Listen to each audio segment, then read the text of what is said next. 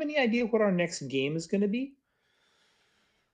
No. I think we just stumbled on it. I think we should do the entire campaign of the 100 The days. 100 days. Yep. Play Army du Nord, and then And then you have certain people playing. You know, yeah. half the crowd is playing Lindy. That would be totally epic. I'm in for that. Yeah. The reason I'm asking is because I've been working on some modules, and I've got a really nice update for La Bataille, which I could show you if anybody wants to see a screen share. But I could start working on some of those titles and get them whipped into shape. So An Albuera title would be cool if there's a module for that. For which? For Albuera. Albuera. That's a small one. That's not on my list right now, but I could think about that. What are you working on right now, Matt? Kulm. Oh, okay. Kulm for ATO. All right. Yeah, they sent you all the artwork and stuff, right? They sent me everything. Yeah. And so it's coming along nicely. And what I've done just really briefly is I've got it set up so that instead of adding loss counters, it just takes it right off the value. And then I've got a rollover so that anytime you roll over the unit, it tells you how many steps have been lost. And it figures out all your values for your melee and your fire and so on, so that you don't have to do the 9/5 times 2/3 plus 23 or whatever it happens to be for a value. Right. That's pretty epic. It makes it really immediate. And that's kind of the thing that I look for in modules and that I design in the modules I build, is that I want less flipping counters. I want less status markers, and I want it to show like on the unit as much as possible. Not everything's going to work, but a lot of it does. And it just makes it easier, and the stacks don't get big. Not that they fall over, but it's just a thing I've been doing. So if 100 days might be it, then I figure I got about 3 or 4 months to get there. I will start working on 100 days. There you go. Well, quick question. On that application where you're doing that calculation, are you using the internal sort of mechanisms of Vassal to make calculations, or are you simply giving it another face as a step loss? Yes. No. What I'm doing is some things don't need it because you only have one loss. Like infantry fire, when it goes to 1 step, gets half. Okay. So that's just the concept. 19 steps is what you're saying, or 19 faces? There are not 19 faces. For something where you've got let's say a 19-point regiment, support points, and then you lose one, the counter stays the same, but there's one piece of it, just the number, which is transparent and sits on the background, and that just swaps from number to number to number as you go down, and it allows you to go up. You're not changing the face to a 17 to a 16 to a, okay, I guess. Oh yes. No, you absolutely. I'm changing the face, but I'm changing it by only changing the number, not the art around the number. You got to think of building the counters using the counter builder functionality inside the module editor, or that's pretty interesting, but no, I'm building it by hand. I've got a lot of experience in Photoshop, so I take the counters, I break them out, I make solid color backgrounds where the SPs and the movement should be, and then I replace those with numbers in the same font. So a counter really has like 4 pieces. It has a back, it has a front, it has a support point with maybe up to 30 layers of support point, and then a movement. And then those are dynamic. So as you move, they change. Movement doesn't change, I guess, but the other ones do. Yeah, no, I've done a lot of that as well. I was just wondering if you were using some sort of dynamic calculation, and if you were doing the dynamic calculations come in because what I do is I take the original number of SPs and then divide the number that you got. The math is bad for me. I divide the number lost by the number of total ones, and then multiply that by the original firepower. So you end up with, instead of having to worry about weird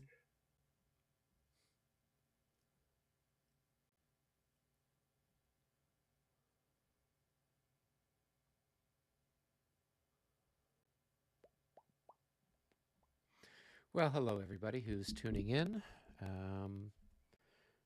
We are waiting for, and I'm trying to contact one of our players who hasn't arrived yet. let's see what's going on. We are playing Dresden. We are through the second part of the 6:40 a.m. turn. And I got to go check my phone here real quick and see what's cooking. I'll be back in a second.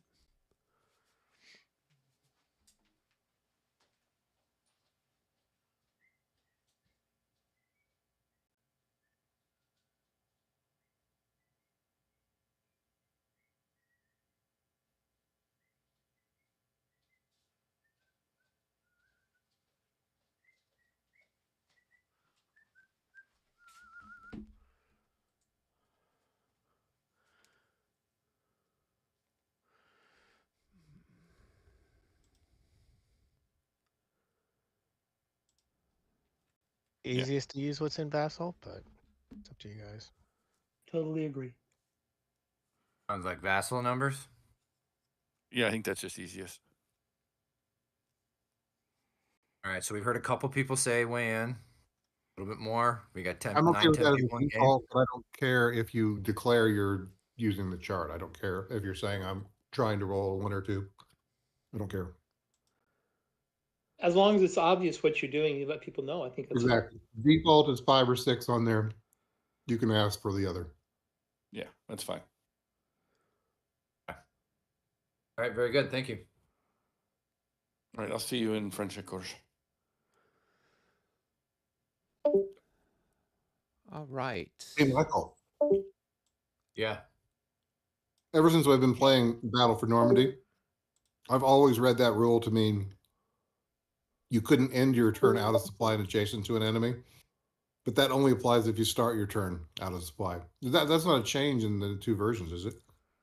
No. And furthermore, the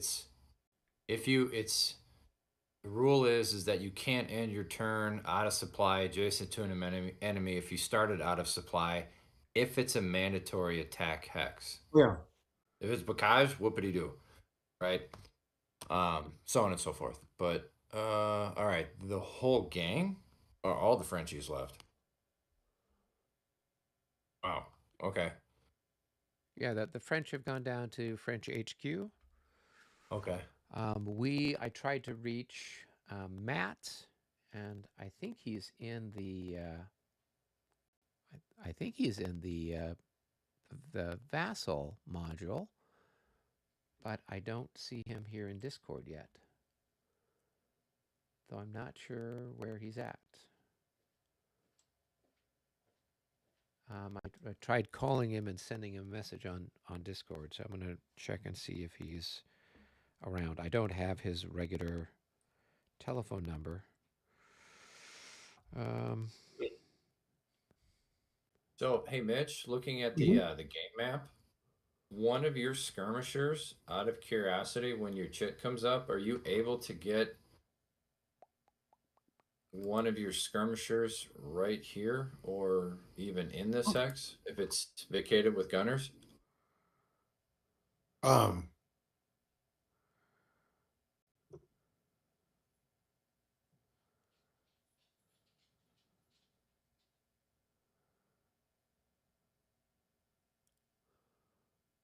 Because I'm a little worried that if we kill the gunners in there, they may try to get.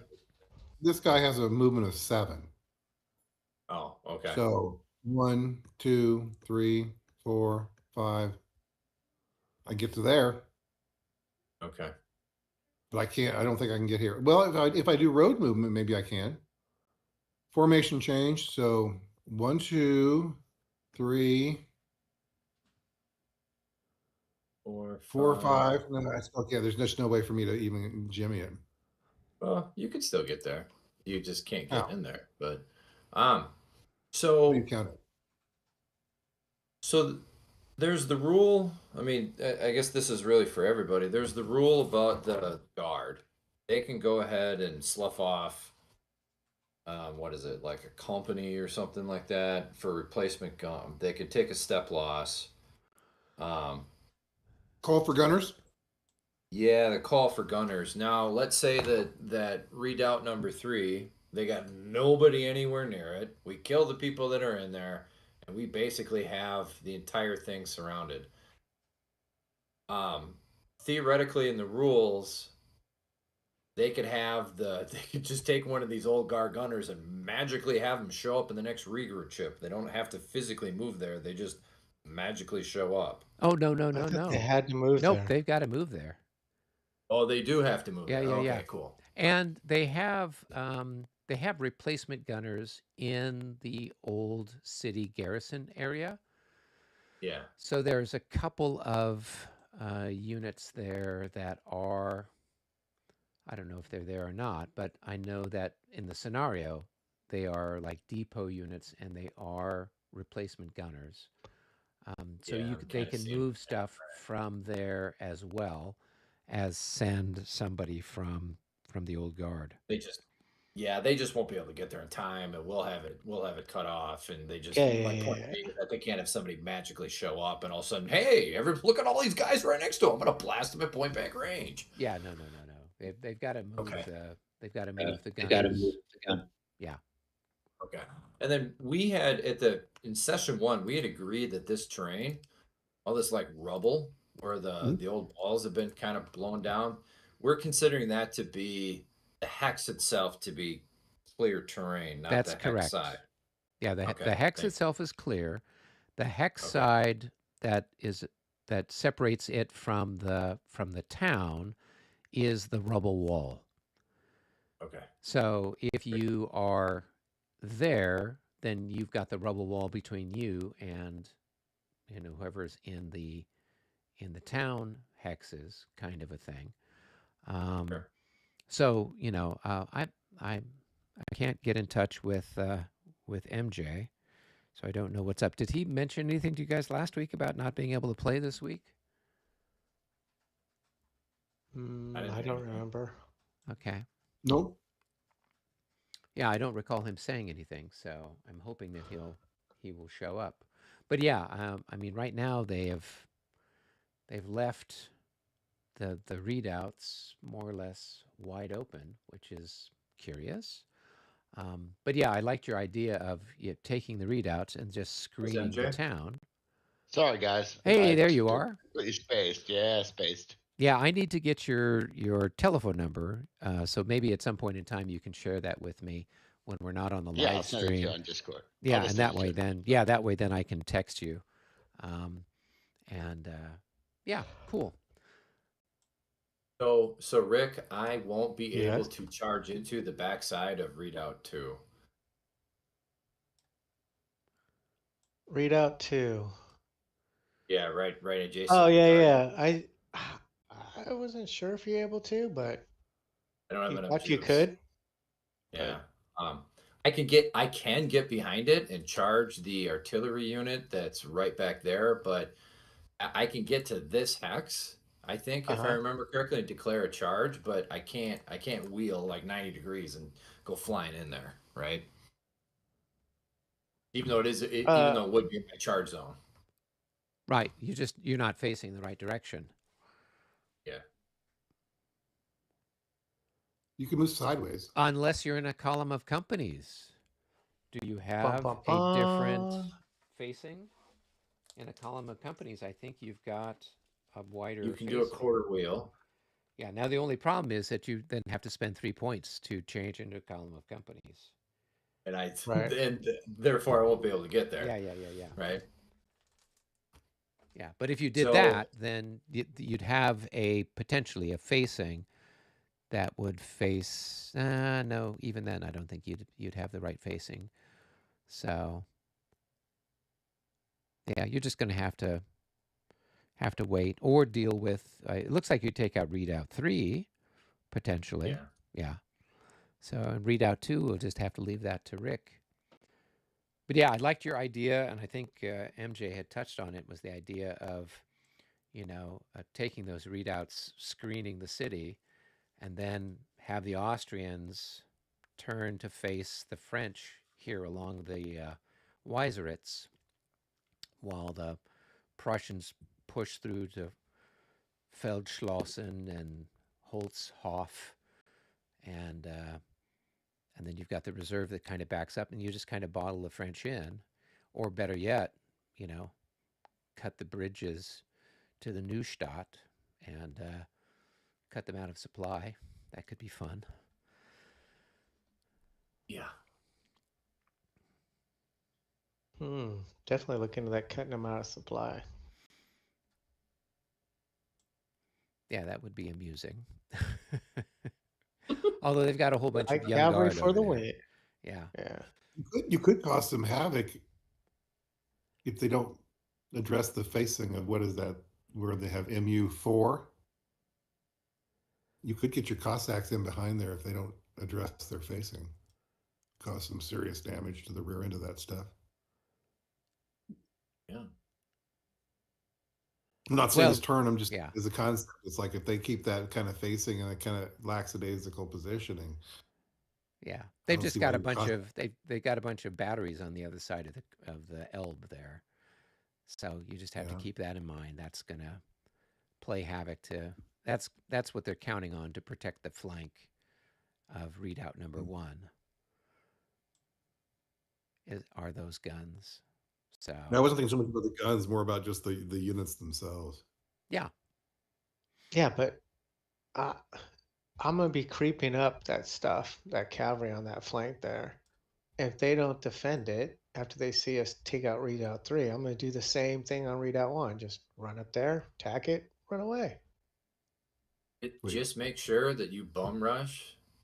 You bum rush number 2, because I'm gonna otherwise I'm gonna sacrifice like two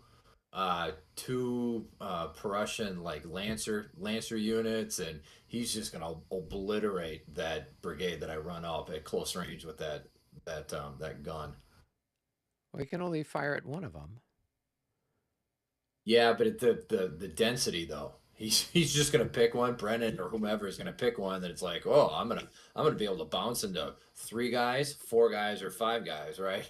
He's gonna have his pick of targets. You know what I mean? Yeah, well, you just try to do the best you can. Yeah. The other thing too, Max, is there's no more of this bouncy shit. That's Oh, true. yeah. If it's close range, If you're there gonna are. get on them and take the full heat. Yeah. Yeah, that's a good point.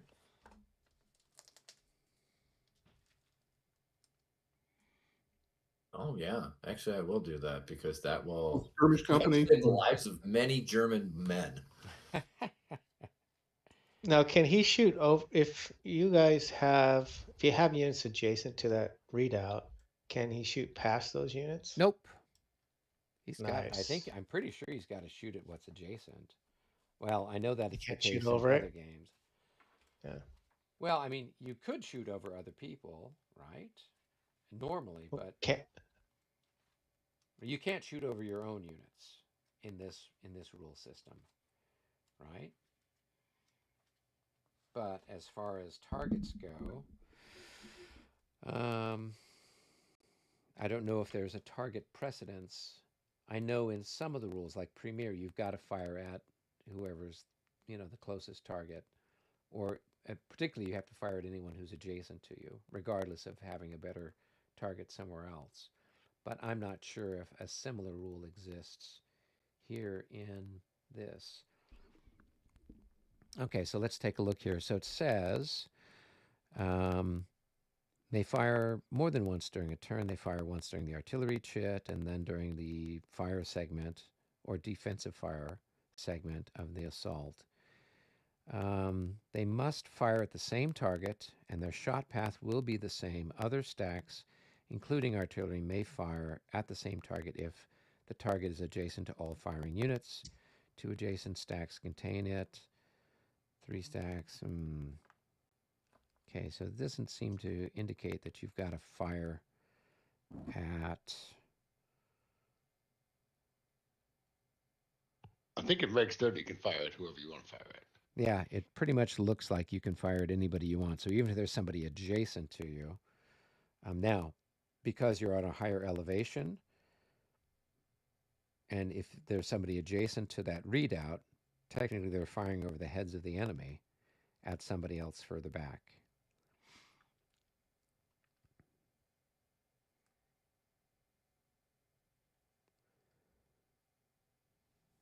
Yeah, but I don't see anything indicating that there's some sort of target priority.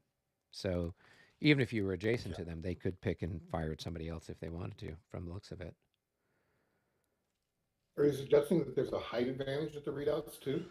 Yes, the readouts are considered one level higher than all the space around them. And they were actually like built up like a little mound.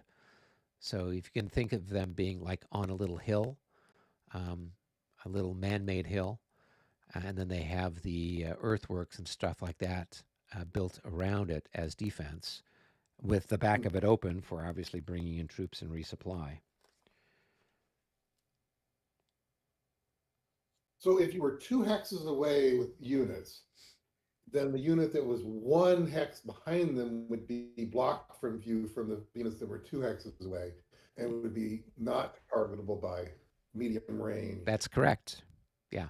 So there would be a shielding factor from units that are 2 away from being shot with 3 away. Yep. Yeah. Yep. So if you brought up, So how does it work? with But zone wait, event? hold on. How does that work then? You're saying that I can't shoot at the unit that's 3 away, that the unit 2 away is shielding them? Yes. Then why isn't that true if I have a unit that's adjacent to the redoubt and you can't shoot over it to my other unit that's 2 away or 3 away? Equidistant. Yeah. Is the elevation That's what we're changed? saying. yeah, Yeah. because if you're looking at the Okay. line of sight elevation thing, right? If the target unit is closer to the unit that is blocking it, or the the terrain that's blocking it, then it's going to be shielded. The line of sight is blocked. But if the shielding unit, in this case, is closer to the firing, and the firing unit's on a higher elevation, then you're firing over the top of the enemy units, or over the top of the trees or the village or whatever it is, and therefore the unit that's further back is going to be available to be hit.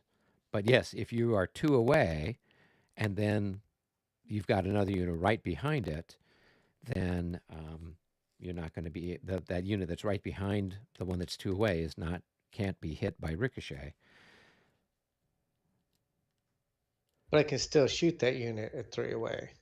And No, ricochet something behind it at 4. no, You can't see it. Huh.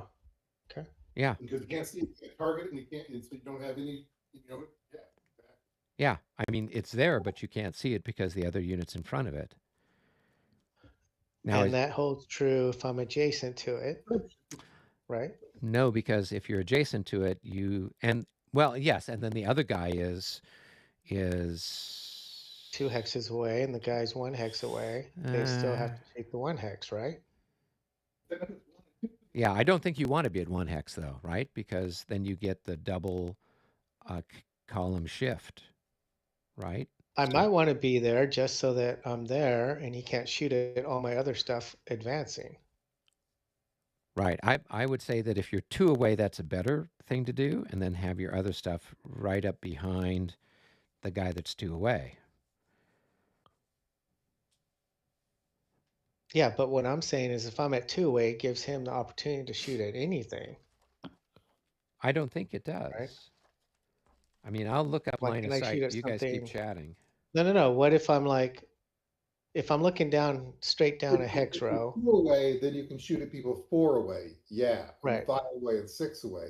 But there's Right. that 1 hex of shielding. It's only at the 3 hex range that shield Right. you. A little Right. tiny bit. You get the same shielding kind of at 1 hex away, because then he's got to choose between, the buckshot right up close, or do I use the canister against the guys that are 2 hexes away? So you either get a little protection either way.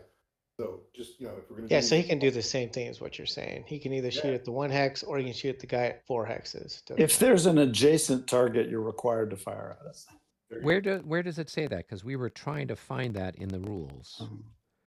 Maybe in fire or someplace. I'll dig it up. Okay. Yeah, we were looking at. You're trying to persuade me not to attack a readout, Brennan, so help me here, bro. Let me do it. Which redoubt are you guys discussing attacking here? Number 5. Well, and 6, but Number first 5. Number 5. Where the hell's 5? You can reach 5? Not yet. We're talking about it in general. Jeez. Damn. Well, you can reach 3 this turn, right? We're doing we plan multiple turns through. So we're like,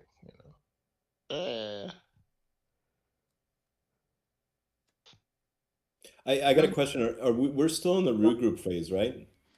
I mean, I think that was the last one that we No. pulled. I thought everyone had finished moving. And I saved everything after you guys had said you'd finished moving everything. Oh, actually, I didn't upload this. Who uploaded the module that we're playing tonight? Alex. All right, and Alex, you'd saved it, or you had a copy of it? It looks pretty current. Okay, so Robert, are you saying something hasn't been regrouped, or? I had one group of, it's those silly companies. I forgot to move at the end of the last turn. They're OOC. They're there near Holtzsuf. Oh, these guys here? Yeah, those poor companies. Sure, knock yourself out. Okay.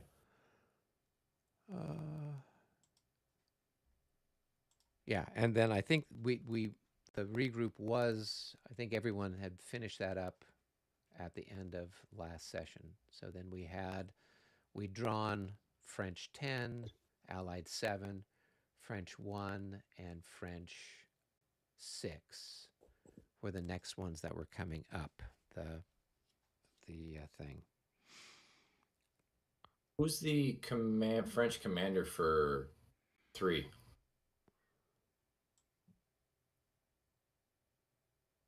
For chit number 3? Yeah, that looks like looks like it's the 43rd Division. So that's Mike Hawkins. Mike. All right. Mike, do you want to go into like game room 1? Because I got French 7, and you are kind of the. Well, has 10 gone yet? No. Yeah, and 10 is Pajol. That's Mike's troop. So yeah, you probably want to do that one first, and then you guys can go to number 7. All good. I want to go too. Wow. Oh, go ahead. Move. I'm sorry, we're back. All right, so chit number 10, Mike. Go ahead, move them, and then if you're done, you can let us know.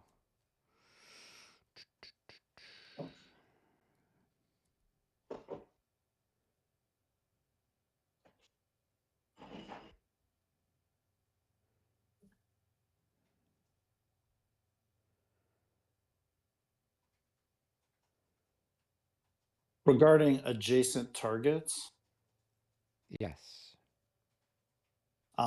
Look in on page 30.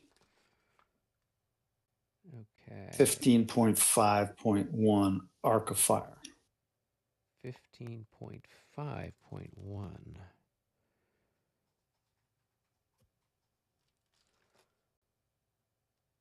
On page 30, I've got a different. On page 30, I don't have that. 29, but same 29, difference. Okay. Yeah, it's 29.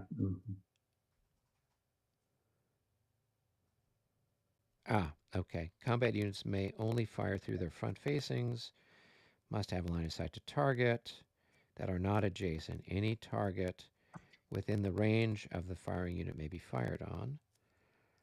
All units must fire on adjacent units if possible, regardless of a more opportune target somewhere else. Okay, that's what we were looking for. I know that phraseology existed in the Premier rules, but I hadn't come across it here. Okay, well, that's good to know. I have a question about battalion mass.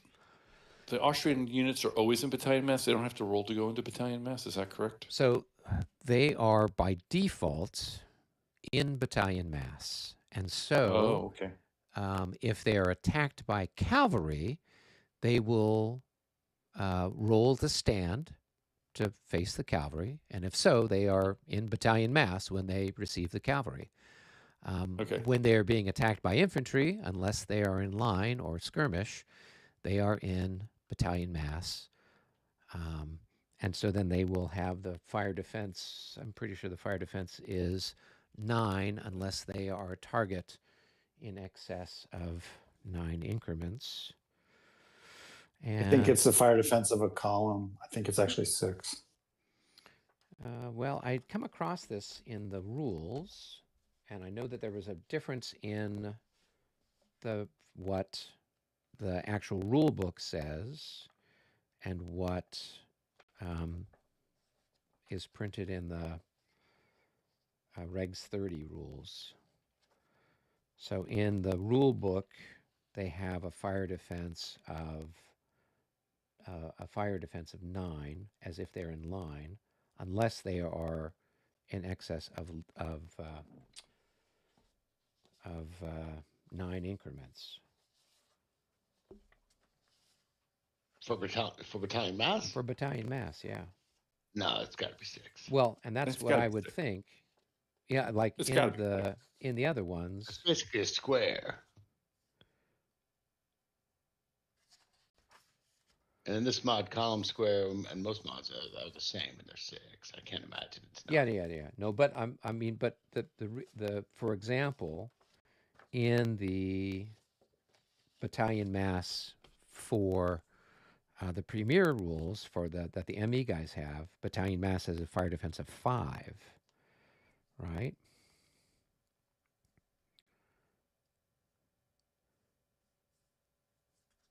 So I'm finished with 10. So it says here, it's on the chart, Austrian units in Mike, you want to battalion hop into mass game room 1? or regimental mass have the fire defense of a line unless the number of increments in the hex causes it to be a massed target. It says column, not line. No. I'm reading from what is actually came in the game, right? Oh. So in the game I'm it looking- says, and if you look at the one that's with the Regs 30, it says column.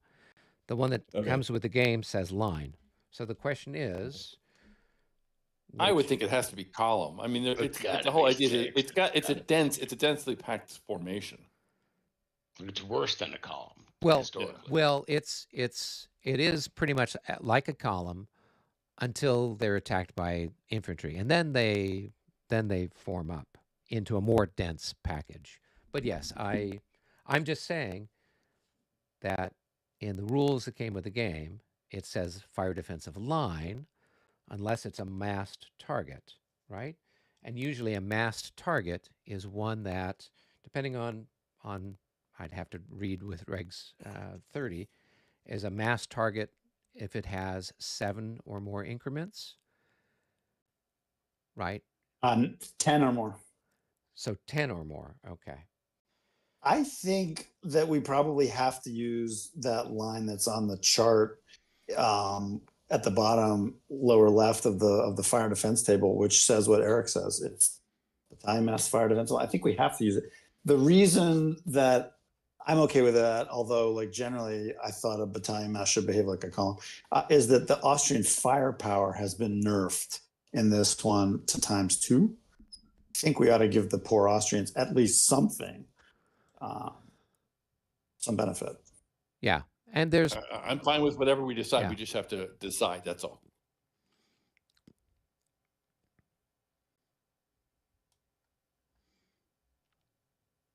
I guess they're 9 fire defense. Go Austrians. Unless they are more than 10 increments or more, correct? Which is a lot of the Austrian battalion, by the way. Yeah, until they get blown away, and then they'll have a fire defense of 9. So it's really too bad the firepower got nerfed to ×2 here. I don't know why they did that. There's so ×3 and so many others, but anyway. Well, I think this is the army has just been called up in 1813. Some of the guys had served in the Russian campaign, but the bulk of the army is a lot of sort of fresh faces. Yeah, fresh recruits. So I think the bigger issue is that their printed movement value is perpetually 5, instead of as we would see in other, like the Marshall Enterprise games in 1813, have them with a printed value of 7. And when they're in battalion mass, you subtract 2 from their movement. So then they have a movement of 5. But then, like if they're in road, hey, they can go 14 hexes. In this case, if they're in road, they can only go 10 hexes. So the Austrians are really nerfed by this decision to put them in battalion mass and nerf their movement right off the bat. But you know, that's the machinations of game design there. Hey, I'm going to go hang out with the other guys. Okay. I think the chit number 1 is the next. Yeah, I'd like to talk to Matt briefly. I'd like to talk to Matt briefly in the French headquarters for just a second. Yeah, that's fine. Because I'd gotten something wrong in our last conversation. So Matt, are you good to talk for a few seconds?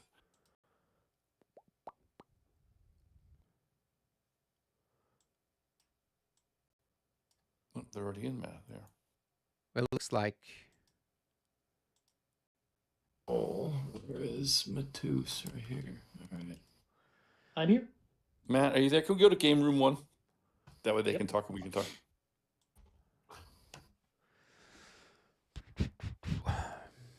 All right, so Lehman is going to go right. Actually, Lehman is going to stay right there. All right, Rick, is there? Yeah. All right. So here's the one you're probably wanting to see. So I'm going to take this, the Hussars. You shouldn't say that because then Hawkins going to hate me. 2, 3,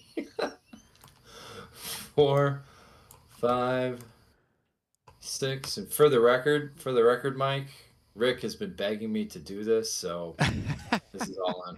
Don't throw Rick under the bus. He just 6. Did. I'm going to get hate 8, 9, 10, 11, 12, 13. He's going to do some rotating. And 14. And then we're going to throw a charge marker on him.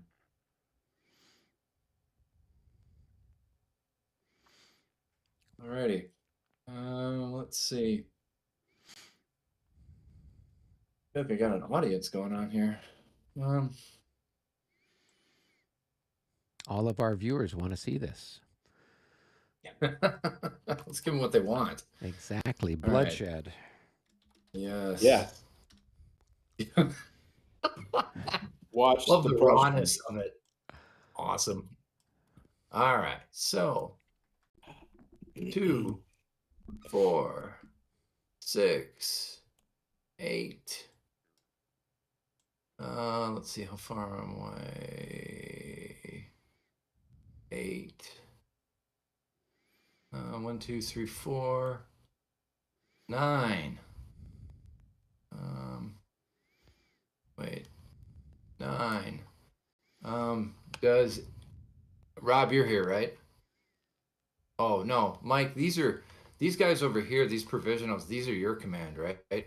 Yeah. Okay. So I'm within 4 hexes of 1 or 2 of your infantry. Do you wish to roll to form square?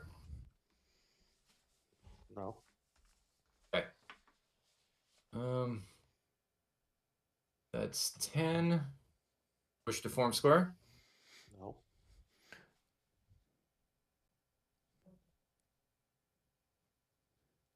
Yeah, and so I don't know that he would need to form square. I don't know that you can charge across the rebel wall.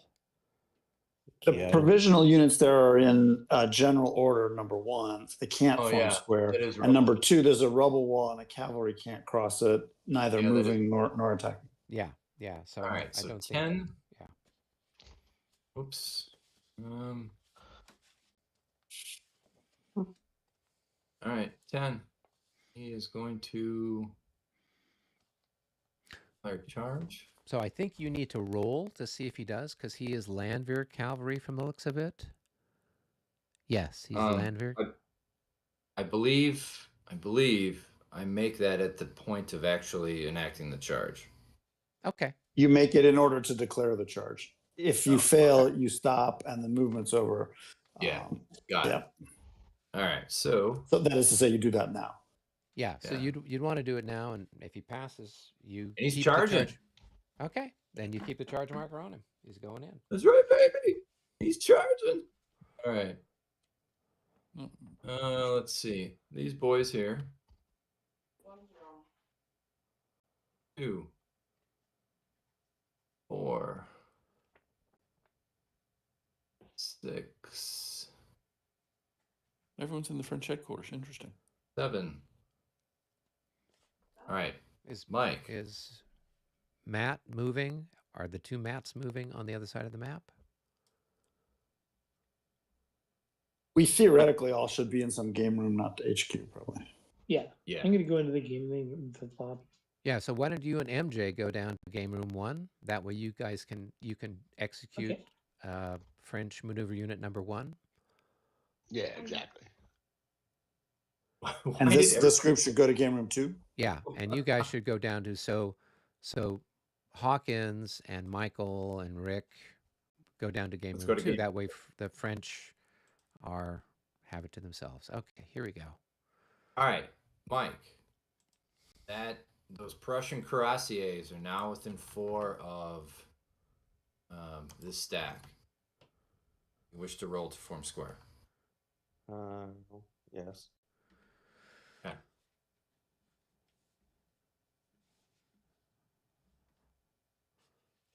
All right, so I think it's just a straight up roll. I don't know that there's any modifiers. Yeah, don't roll 66 and you're good. 65. Yeah, so for the French at a range of 4, anything 65 or 66, you're disordered. Otherwise, you form square. Does it roll for each unit? No, you just roll for the stack. So go ahead and put a square marker on top of those guys.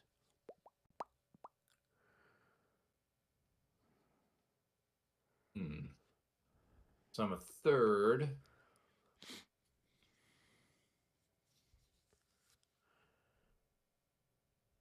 All right, what did I say? Was that? 1, 2, crap! 3, 4, 5, 6. I think you were 7 movement points. 4, 6, 7. Yeah. 7, 8. How about these gentlemen?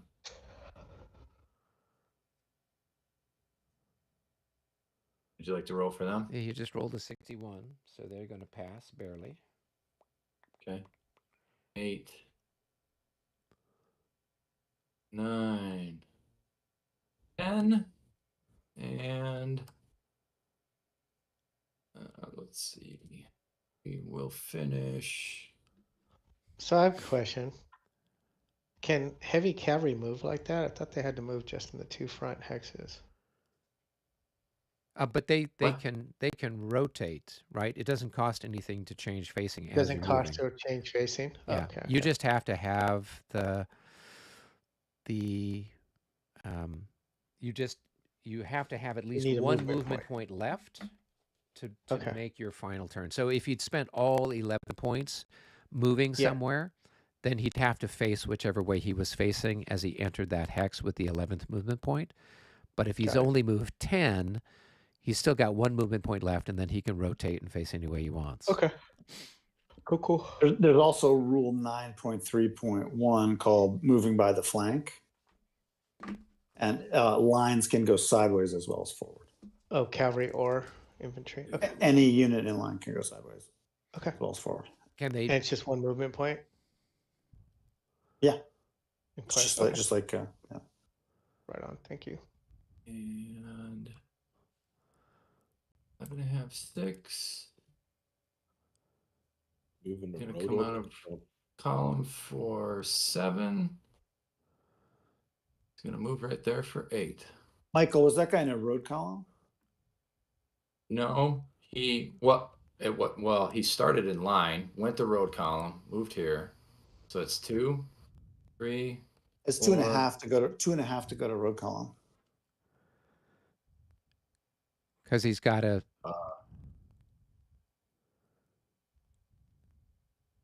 How's it? Wait, isn't it just 1 to go from line to road column? That unit has more than 4 increments, so it has to extend to 1 more hex. Has to pay for the moving into, extending his line into the hex that he's extending. But I thought if you weren't moving on the road itself, you could have all of your increments in the same hex. If you're in road column, you have to be maximum of 4 per hex. Okay. All right. So goes 1. So that's 2.5, 3, 4. You were in line, right? You switched to, did you go to column or to road column? Well, I had originally moved into road column. In that hex? Yes. Okay. So when you do that, you're in road column, but you have to extend 1 more hex. Okay. So this takes me to 2. Where's the tail? I'm putting that out. Yep. So 2. Okay, great. Yep. 3.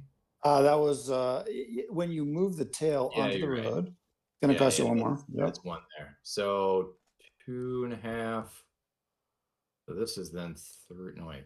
1, 2, 2.5, 3.5. It's 3 here, 3 to here.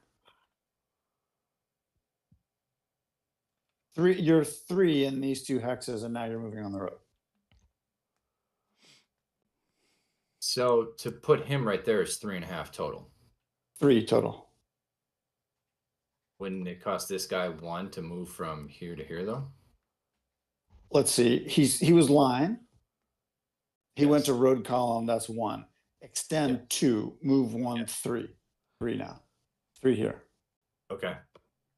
3, 4, 5, 6. Tail is here. 7.5. Actually might be better if I had 1, 2, 3, 4, 5, 6, 7. It doesn't matter. 6 and 1/2 doesn't another. All right, and then he will consolidate and flip over into being column. All right.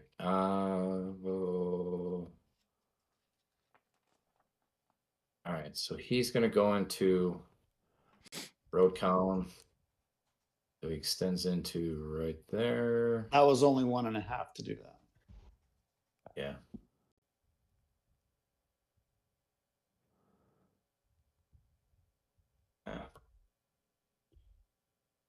So 1.5, 2.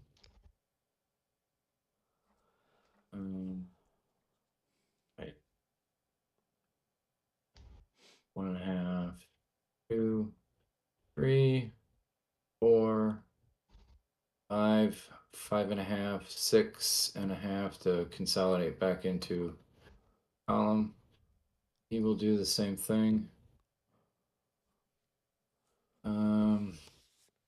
I'm going to put these over to the wayside. These are in skirmish. So 2, 4, 6, 8, 9, 2, 4, 6, 8, 9. Let's see.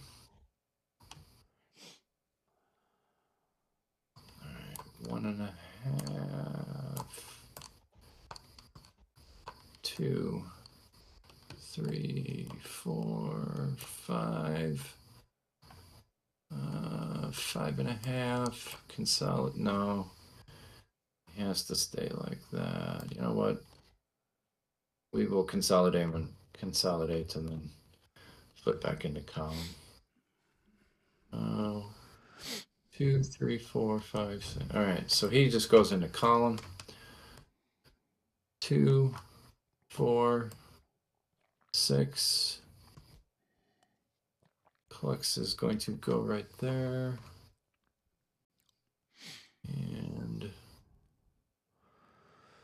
1, 2, 3. It's everybody. Can I interrupt with one quick question? Yeah. This horse artillery here moved up and unlimbered in front of the infantry, French infantry. Right there. Any, 2, 3. It unlimbered in the hex in front of it unlimbered here. no. No, it unlimbered right here. How did it get to the hex it's in now? It prolonged. Oh, It has to prolong next turn. yeah. Oh, that's you. Yeah. Okay. Yeah. So you either, so once you're unlimbered, if the only thing that you do to move is to prolong, otherwise, if you were to roll up and do that and fire, I think you'd have to, I think only horse artillery can do that. And that is a horse artillery battery. So you could roll up, but then you would have opportunity fire. This guy could take a shot at you as you unlimber. And as you shorten the column too. So you get 2 opportunity shots. Oh, you're right, because he's got the Yeah, he'll just stay right there. That's fine. Yeah. The prolong is a separate action that takes the entire movement of the unit. You have to do it. That's all you get is the prolong. Well, that's only if he's in road column. If he's just in regular unlimbered movement, then he's not bringing up a tail behind him. I wanted to just chat briefly about what the prolong is. Yeah. A prolong is a 1 hex move of an unlimbered battery. Yeah. That's all it is. Yeah.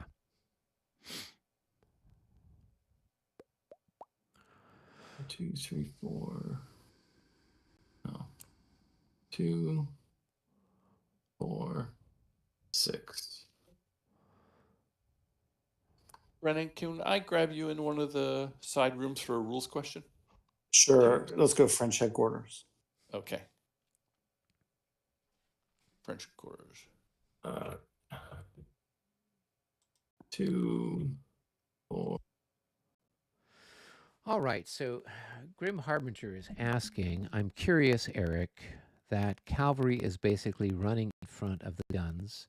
Does it not get shot at while doing this crazy maneuver? So if it is, if it's passing adjacent to enemy infantry or enemy artillery, the front facing of it, then it would suffer opportunity fire as it passes the enemy guns. The guys that are over here, that group of Silesian Landwehr cavalry, they're 2 hexes out from the artillery that's deployed there. And as a result, they're not subject to opportunity fire. And I'm a little curious about this hex here, because that's a woods. I don't know that you can have your artillery unlimbered in the woods, but maybe you can. Oh yeah, I guess you can. 1 battery and 10 increments combined. So that's going to be, that's a stacking violation, unless it's a 1 increment battery. So I will have to bring that to Matt's attention. But yeah, so unlike, say, Battles of the Age of Reason, where you have a opportunity fire range for your artillery out to 3 hexes, and for your infantry out to 2 hexes, in La Bataille, it's just stuff that's adjacent. So that's how that works. All right, now back to the show. Yeah, I mean, it's kind of been the, I mean, every Napoleonic rule set I've seen has something slightly different. So some of the battalion level ones that I've played have it where, yes, you can opportunity fires happening out to basically 2 hexes, so 200 yards out from the muzzles of the guns, if you want to think of it that way. In La Bataille, all the opportunity fire is basically happening adjacent. Same thing with defensive fire; it's happening that's adjacent. So that's that is the peculiarity with this particular rule set, for better or for worse. And to be honest with you, there's enough stuff that's getting shot at. In this particular rule set, the opportunity fire is kind of nerfed. So the opportunity fire is actually halved. So if we look at this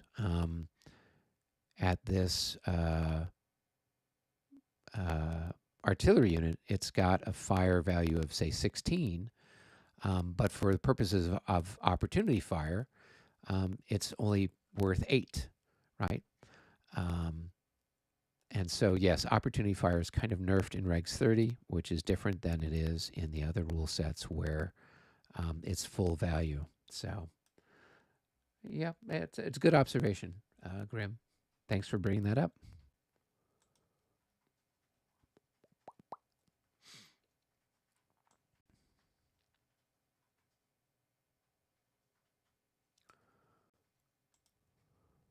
Let's say he goes to here where he's at. Mm-hmm. So immediately this guy has to route. He does. There's no roll. He just routes. No, okay. I'll take your word. Oops, that's not what I wanted to do. So he takes an increment.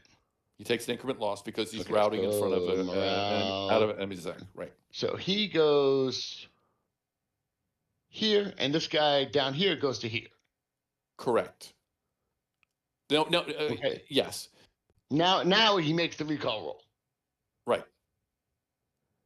Well, actually, Now this guy here, No, this that guy guy- here actually. Well, this guy here actually goes off the board. He goes to here. But No, but hold on. He can't. He He has doesn't have to enough use- movement. He's got 6 plus 1 times 1.5. No. So he's got 9. Right. So 1. I don't know if there's it a costs penalty for going extra, up yeah, there. to go up. Yeah. Let's take a look at and the actually he can't go there. He's got to go. I think he's got to go here. He's got to extend his distance. He has to move He doesn't further take away. another increment? No, he's only losing. He takes 1 so far, but my understanding is you actually complete the route move, and if he pursues, then every hex he follows me, Yes. you lose 1 more. Yeah. So Right. you should, yeah. But I need to complete the route move now. Yeah. Correct. So Before anything he else loses happens. 1, and then I need to look at the chart. I'm not sure about The movement. the Let me movement check. cost. 1, 2, So 3, it's 4, 5, 6, slope. 7. Yeah, he'll go off the map. Because the it's slope, I think, plus is- 2. Oh yeah, no, So he'll it's just be so he'll it's be right here 1, for what 2, it's worth. 3, 4, 5, 6. But I thought it was times 1.5 on the route move. It is Movement times 1.5. right. So Yeah, so he's got he was 9 here, now. right? So it's 1, 2, and then that's going to be 5, 5, 6, 6, 7, 8, Yep, he's just 9. Yep. I'm going to give you a respite here. I don't think you can do that. I think he's got to go. He was where he was right. He was here. Where was he? He was here. Right. So 1, 2. That's 5. Right. Yep. I think he can go here because that increases him. He cannot go here. He has to go down the hill. Yeah, but the down is not a penalty, I don't think. Or one of the two is not a penalty. Okay. I'm just trying to help you here. Okay, the slope down is, well, it's not going to matter. He's going to move another 15 points at the end of the segment anyway. So let's say he starts here. He goes 1. Actually, it's only 2 here. 3, 6, 7. He's off. Can he go 8, 9 or no? So going up the slope doesn't cost anything. It's going down the No, slope it's that down. costs It's 2. down is Yeah. plus 2. Yeah, down is plus 2. So So 1, 2, 3, 4, 4, 5, 6, 7, 8. Yeah. So it'd be 9 to here, I think. Right? 1, 2, 3, Yeah. 4, 5, 6, 7, 8. No, yeah. 5, Yeah, I 6, think that works. I think you're kosher Okay. there. Okay, so now he makes his recall roll that he's advanced. So he's got to do that. Okay, so your recall is. So what do I have to roll on my recall I above think my above your control V? morale, right? No, No, no, it's no, no, Control no, V. no. There is on the charts. There is a recall table for all the different okay. nations. So for cavalry recall, for the says 1 to French, 4. a 1 through 4 is successful. If And you otherwise he click on it- pursues. If you click on a cavalry unit and hit Control V, you'll see a Mm-hmm. message pop up that says recall 1 to 4. Oh, cool. That's on cavalry units, yes. Yeah. So just roll a So- single die, so- Matt. Go ahead. 1 through 4, you recall successfully. Okay, 1 through 4. A 6. So You do they not did not recall. recall. So he pursues. He pursues. He only pursues 1 hex and the guy dies. For sure. And so that puts him, he then would advance into here. that hex there, yes. Right. And he stops there. And Okay, he this is guy's- he is just tired. He is just tired. Well, no. Now technically he's meleeed. No, he is not. He is not I think melee. he's exhausted now. No, he is not. I just that Because he was I talked to pursued. Brennan. I talked to Brennan, and he says he's not because he hasn't engaged in melee. He's just pursuing. According to Brennan, we should double check, but according Well, I'm to going Brennan, to look he's it up not. Yeah, because, no, because you guys I think that, you guys play. I will look it up while you guys are and the doing question this. is, we know that the charge makes you tired. Does the pursuit make you more tired? Right. According to Is the Brennan, question. not. That was the person. And this asking- guy's dead, so I'm going to put him on the side over here. I don't Yeah, know where that's you fine. guys would keep it. And then we That's just fine. repeat the process again. Exactly. So the next charge, you get to do the next charge. You declare him. He takes an increment loss. Right, same exact thing. So he goes morale, PSG, takes an increment. Now he's going to route off the board because I don't think he can go do the north trick because of this guy. I think he's just going to go off the board because he's two Well, so hexes. 1, 2, 3, 4. You're saying that That puts him at the exact same distance. He has to extend the distance in rules 30 because this is going to be Yep. 1, It's 2, not 3, gonna 4, matter. 5. He's- 1, 2, he's- 3, he's- 4, he's 5. never gonna gonna- have to- he's never he's got to go coming off the board. back. He has to go off the board. Okay. Okay, but he has to make a recall roll. Right. He has to do another recall roll. 1 to 4, he's good. Oh, what the heck? I passed something. You passed something. Congratulations. Mazel So tov. now this guy has 5 movement points to go anywhere you want. Okay. Yes. So So I'm sorry. Go ahead, Eric. Yeah, so he's the guy that hit this artillery. He's going to move into the hex that the artillery. Yes, he has to occupied. move into here. Yep, and so now he has 5 movement points to put himself in a different position if he wants to. Let me think.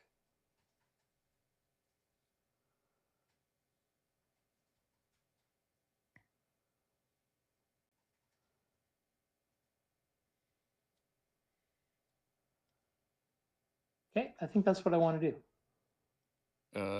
You don't want to go back further? Well, if I leave it here, your cavalry is going to have to pick which one is going to attack, and either one of them is going to win. Just remember. I don't know about that. Keeps them, Just that keeps them remember, tied up. you do not want to present a flank to him. And right now you're presenting a wide open flank to his cavalry to charge you in the flank.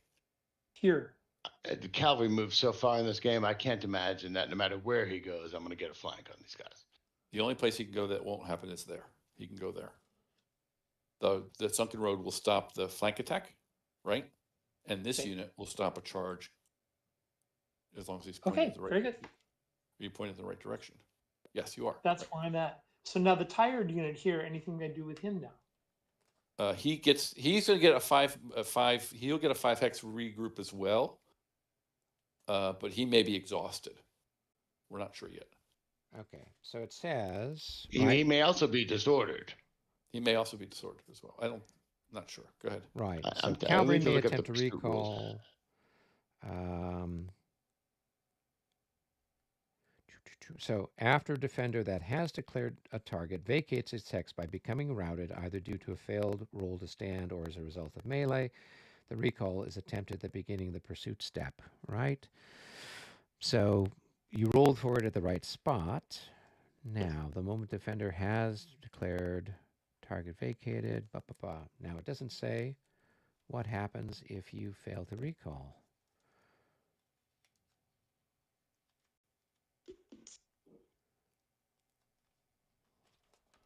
What happens? I if have an you fail electric to- fly swatter. What happens? I got to if tell you guys, on a farm, it's so essential.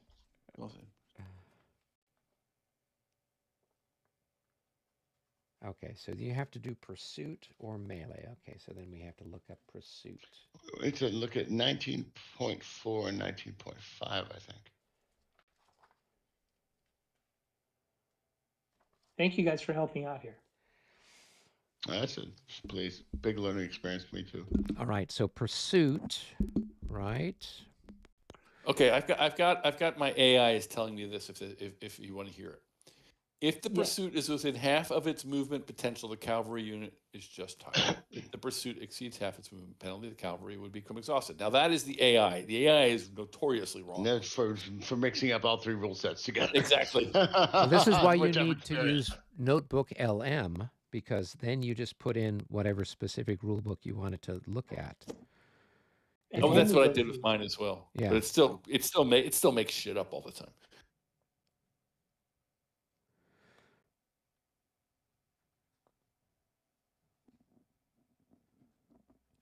Failure means the cavalry must pursue up to the allowable limit. Recall may only be attempted at the beginning of the pursuit step.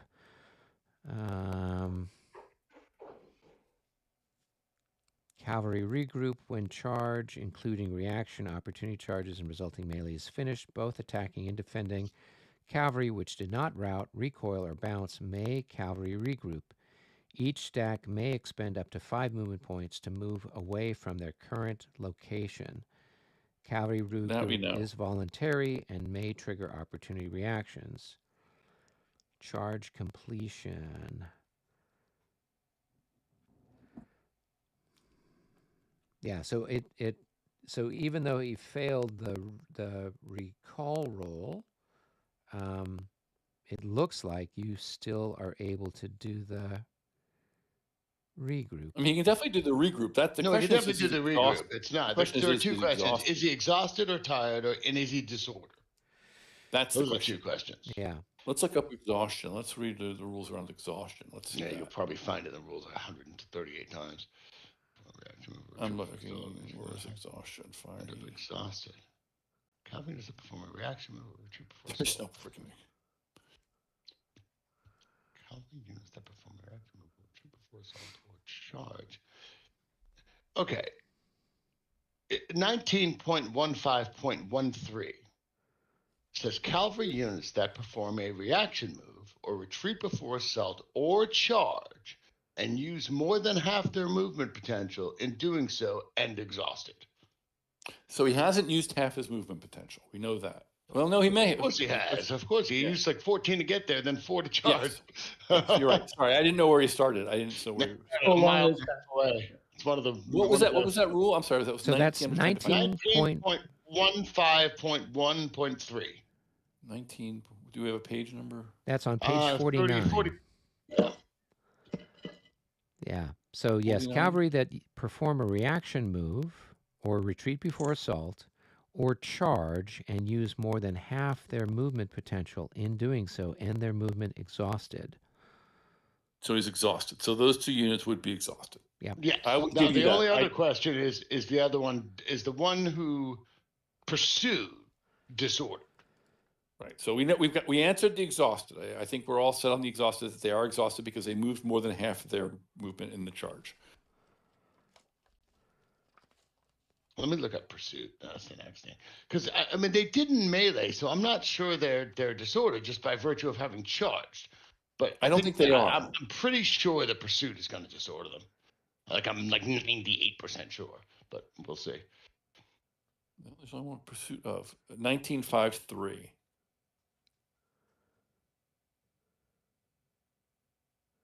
Pursuit, page 48, 1911. Wait, 953? Sorry, page 1911 it says, it's pursuit, 1911. Page 48? That's what it said on my rules. It may be different on yours. 19. Pursuit, okay.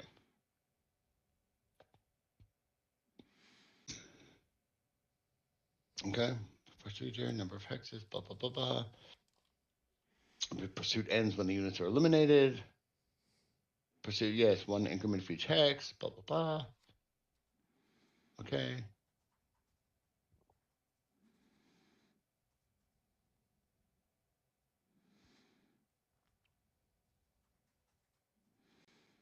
It doesn't say if it doesn't say anything about, I don't see anything about disorder though, do you?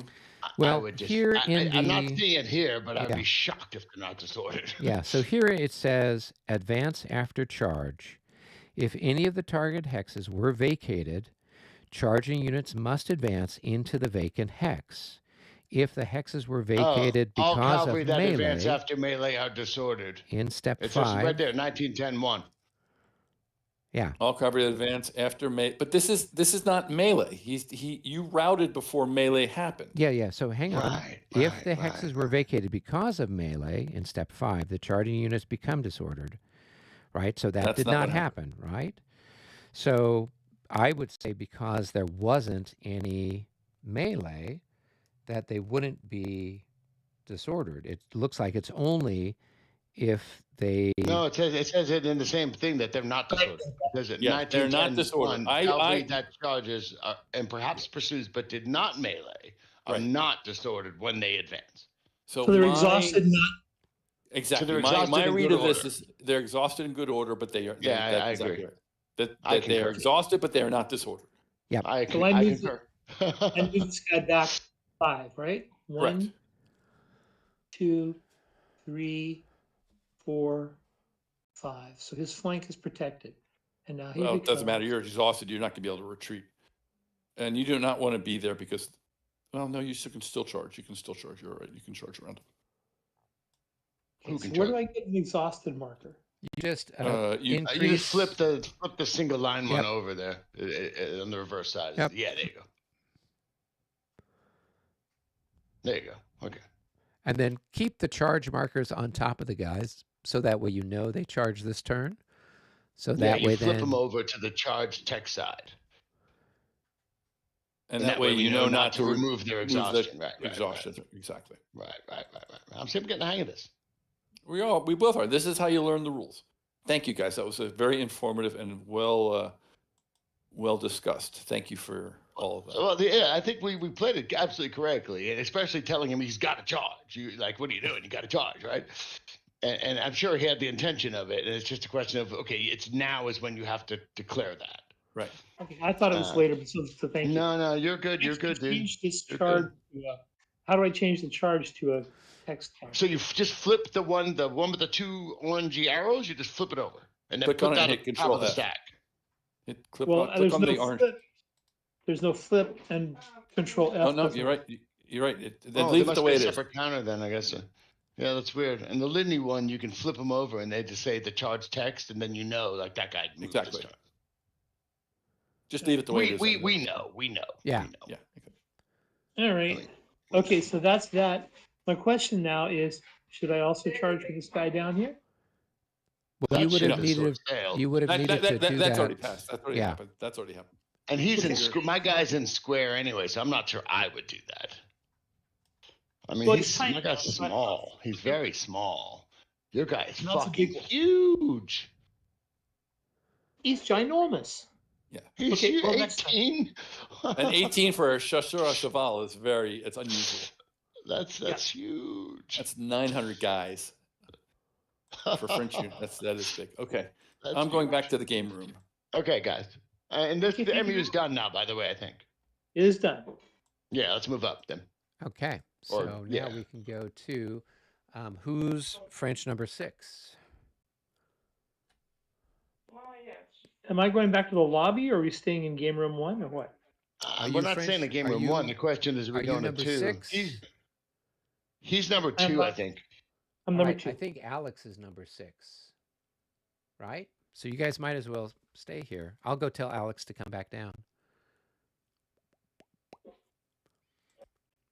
Alex, you're French number Yeah. 6, right? Yeah, they're doing stuff. I just seeing all of a sudden there's a redoubt being charged. Yeah. No, your chit is the next one. That's Marmot's core, I believe. Okay, I can start moving him. Yeah, come down I'll to start moving game him. room. I'll go up to game room 1. That's where those guys are hanging out. Okay, So Mike will roll a single die for defensive column shifts.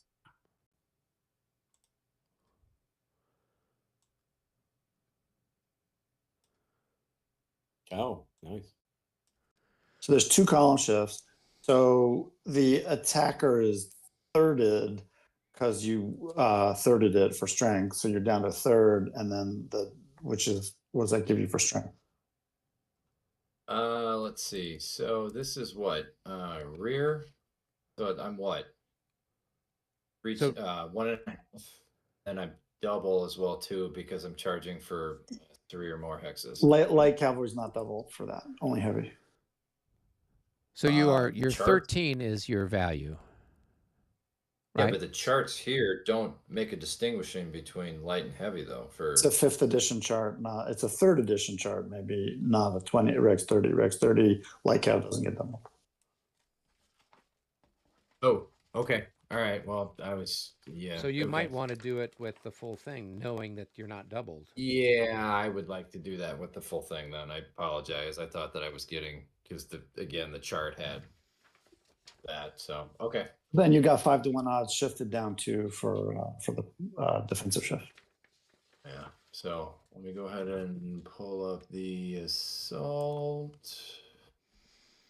So then that roll some pushes him dice. to 3-1. Are you freaking kidding me? 3-to-1, yeah. 16 is going to be a blank. Oh God. So he bounces. He doesn't take a loss. There's no zone of control, and you move off 1/3 of your movement allowance and disorder.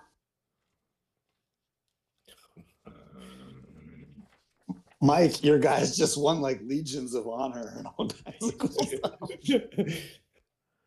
This is like a high drama here. Really I'm want gonna start drinking vodka. 2, 3, 4. We're going back to Russia. Michael, your distance has to increase each hex you move, so you can't loop like that. 2, but I can come. So 1, 2, 3, 4. That's not exactly accurate. It's pretty good, but that's not exactly accurate. 1, 2, 3, 4, 5. Actually, it would be right there. No, 1, 2, 3, 4. 1, 2, 3, Move 4. him one more hex southwest. Yeah. A freaking blankety blank. All right. So Hey, you took Done. out a That's it. cannon. yeah, I'm done. Okay, cool. And did you Should we draw a new chit? I think Alex is moving French 6, but we could probably draw another So chit. one last thing you need to do, Michael, is mark it. add an exhausted marker to those hussars. And aren't they disordered too? Yeah. And they actually take a morale check at the end of the bounce. If they pass it, they stay there disordered. Otherwise, they rout. So do better than a 16, right? Sorry about that. With the 3 for disorder.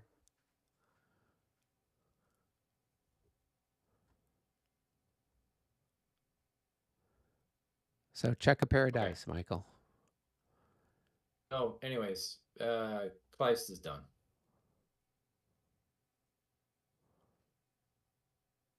This hussar that charged, number 1, he's disordered.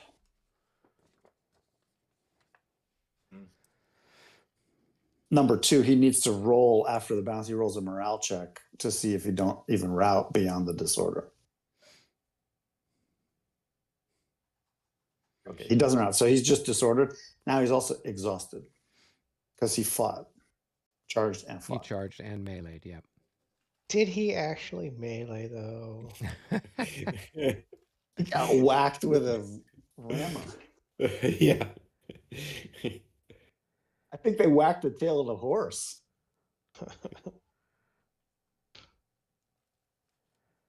The horse is tripped over cannonballs. He's exhausted though, yeah. Yeah. Yep. So I was helping the other guys out. So when the artillery was making its morale check, were there modifications for it getting charged in the rear, or? Well, Huck wrote a 66, so it didn't matter that much. No, I was just curious because we hadn't done I think anything he with had that. a -9. I think is what Brendan said. Okay.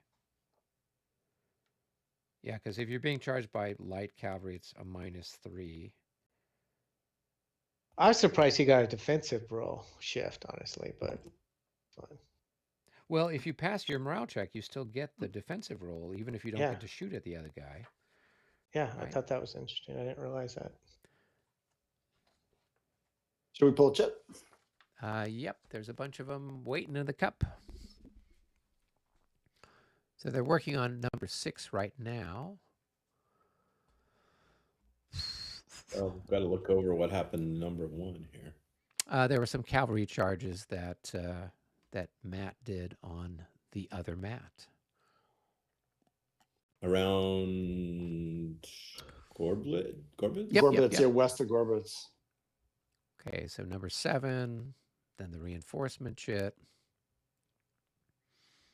Do we have reinforcements? I don't think so.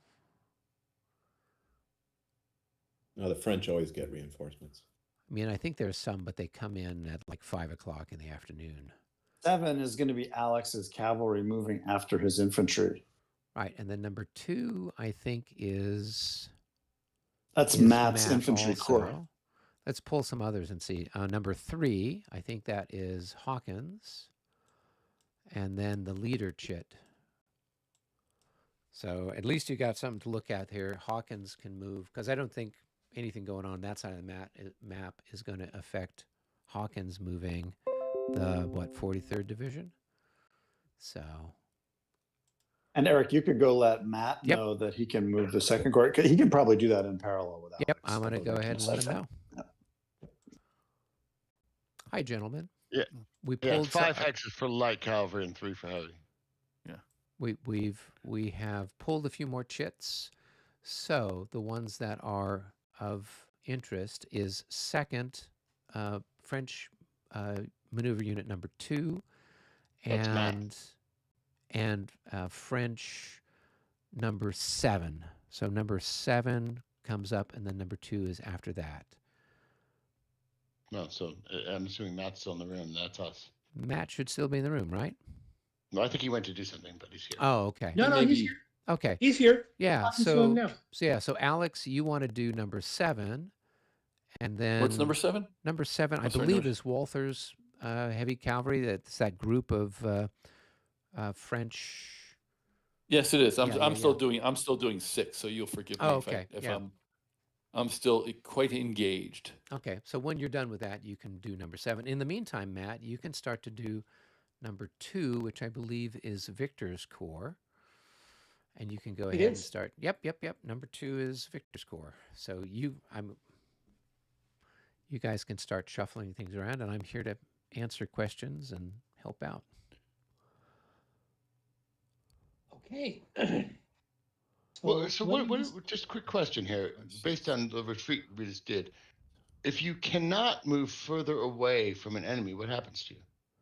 And if you're routing and there's if it's priority, so if you're at a point where you cannot move further away, then you just move your however you want to move, and then you just go to the second priority item.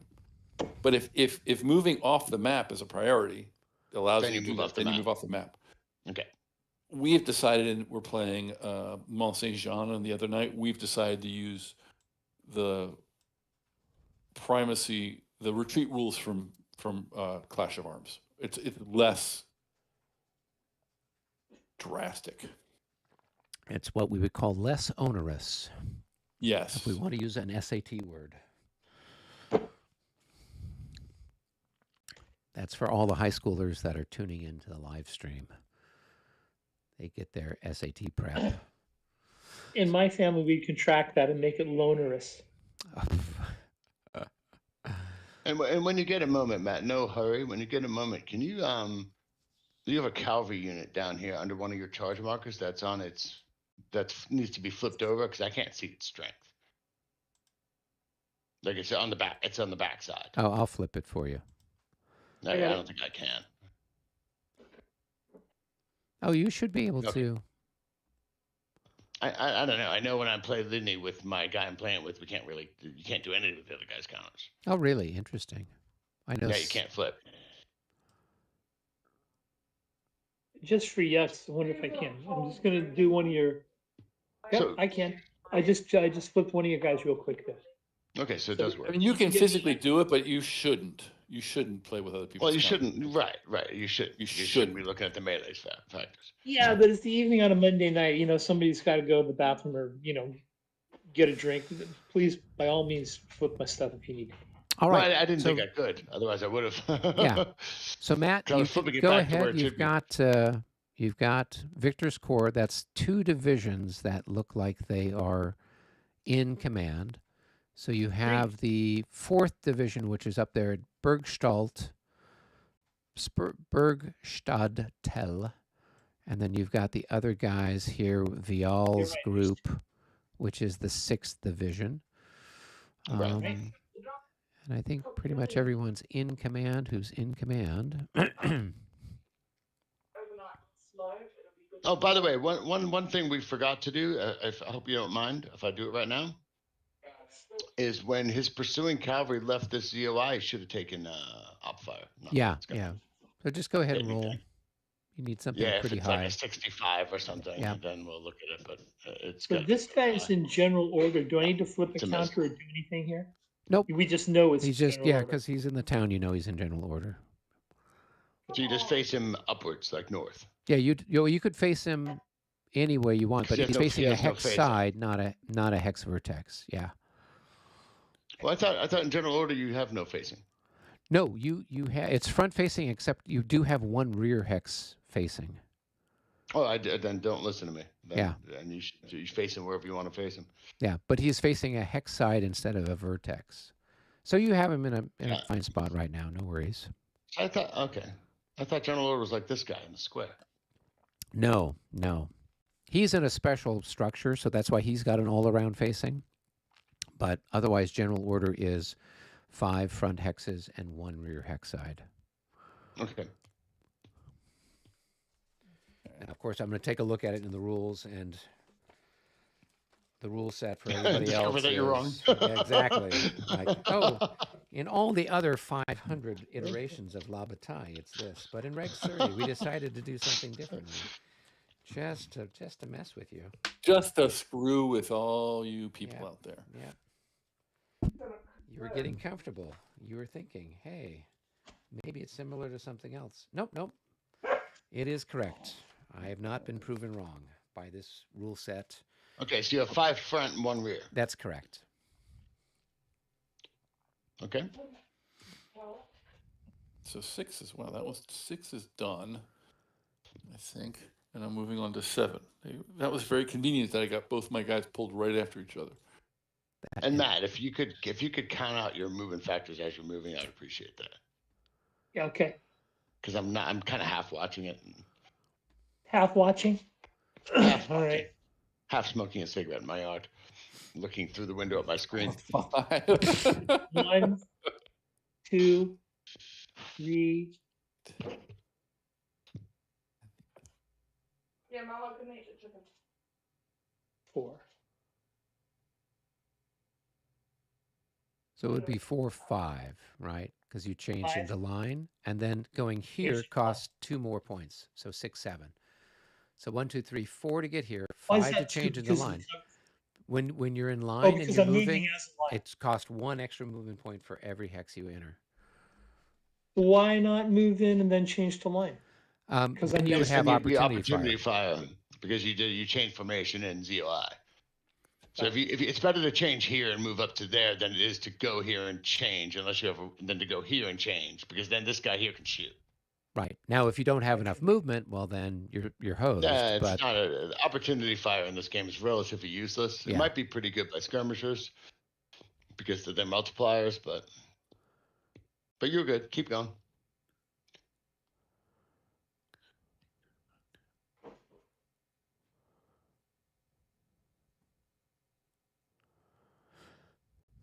And you have to, and correct me if I'm wrong, you have to move by brigades. You have to move a full brigade before you move the next brigade.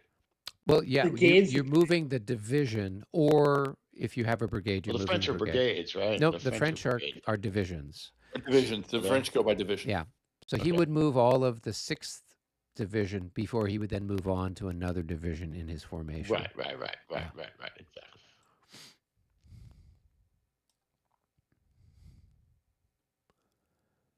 All right, I think the cav has moved. The heavy division's looking menacing. It's looking menacing. Let's just get it off the road. But there's a smile in your voice. That can't be good. Dude, I'm just trying to get away over here. In fact, I'm kicking myself for not having unlimbered those guns. I had no idea you had that giant Chasseur Cheval, 6,000 of them. Yeah, Have I had you no looked- idea that have- was yours. They're Have you dressed looked- in green. You couldn't see them. Have you looked? The same thing's still happening over on the other side of the map. Have you looked what the Austrians are doing to the French? They're charging one of the redoubts. Oh, It's the like, Prussians. how the hell did that happen? Yeah, the Yeah, Prussians. Well, the I How that heard the happened? plans. How did that go? I don't know how when I saw it Michael happening. rolled badly, and he was not able to take out the guns. So, Oh, really? How the Yeah. hell did that? That should have been an easy one. so the guns passed their morale check, and then they rolled for a modifier. The melee modifier, and they rolled a 6. Yeah. Uh-huh. So it moved it from being a Oh. 5-to-1 attack to a 3-to-1 Oh. attack. And And then he he bounced. and then he rolled a 16, and so it was a bounce result. Oh. So Was it a rear man. attack or was it a frontal attack? Yes. it was No, a he rear came up the attack, rear. but I don't. Well, then think, the guns shouldn't get any shift because they don't get to fire. No, it, it's it doesn't defense. matter. It's the fire. Yeah, it's It not. still gets it's- defense. Yeah, so they didn't get the defensive fire because they can't turn the guns around that way. The way they're set up in the redoubt. But But they still get the- artillerymen still get defensive. Yeah, but they still get that melee A 4. odd shift. You're saying roll. that if they roll to stand successfully, they get the 1d6 odd shift regardless of whether they can fire? That's So hold on. Before you start saying anything, go to one of the redoubts and look at the artillery guys, the gunners. The gunners have a melee defense of 4. That's what he was rolling for the shift. no. They yeah, roll. yeah, they have a melee. Yeah, the 4. Oh, okay. You're differentiating the melee value of the people versus the guns firing.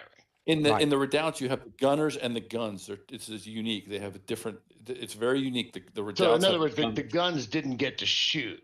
Correct. The melee value, the shift came from.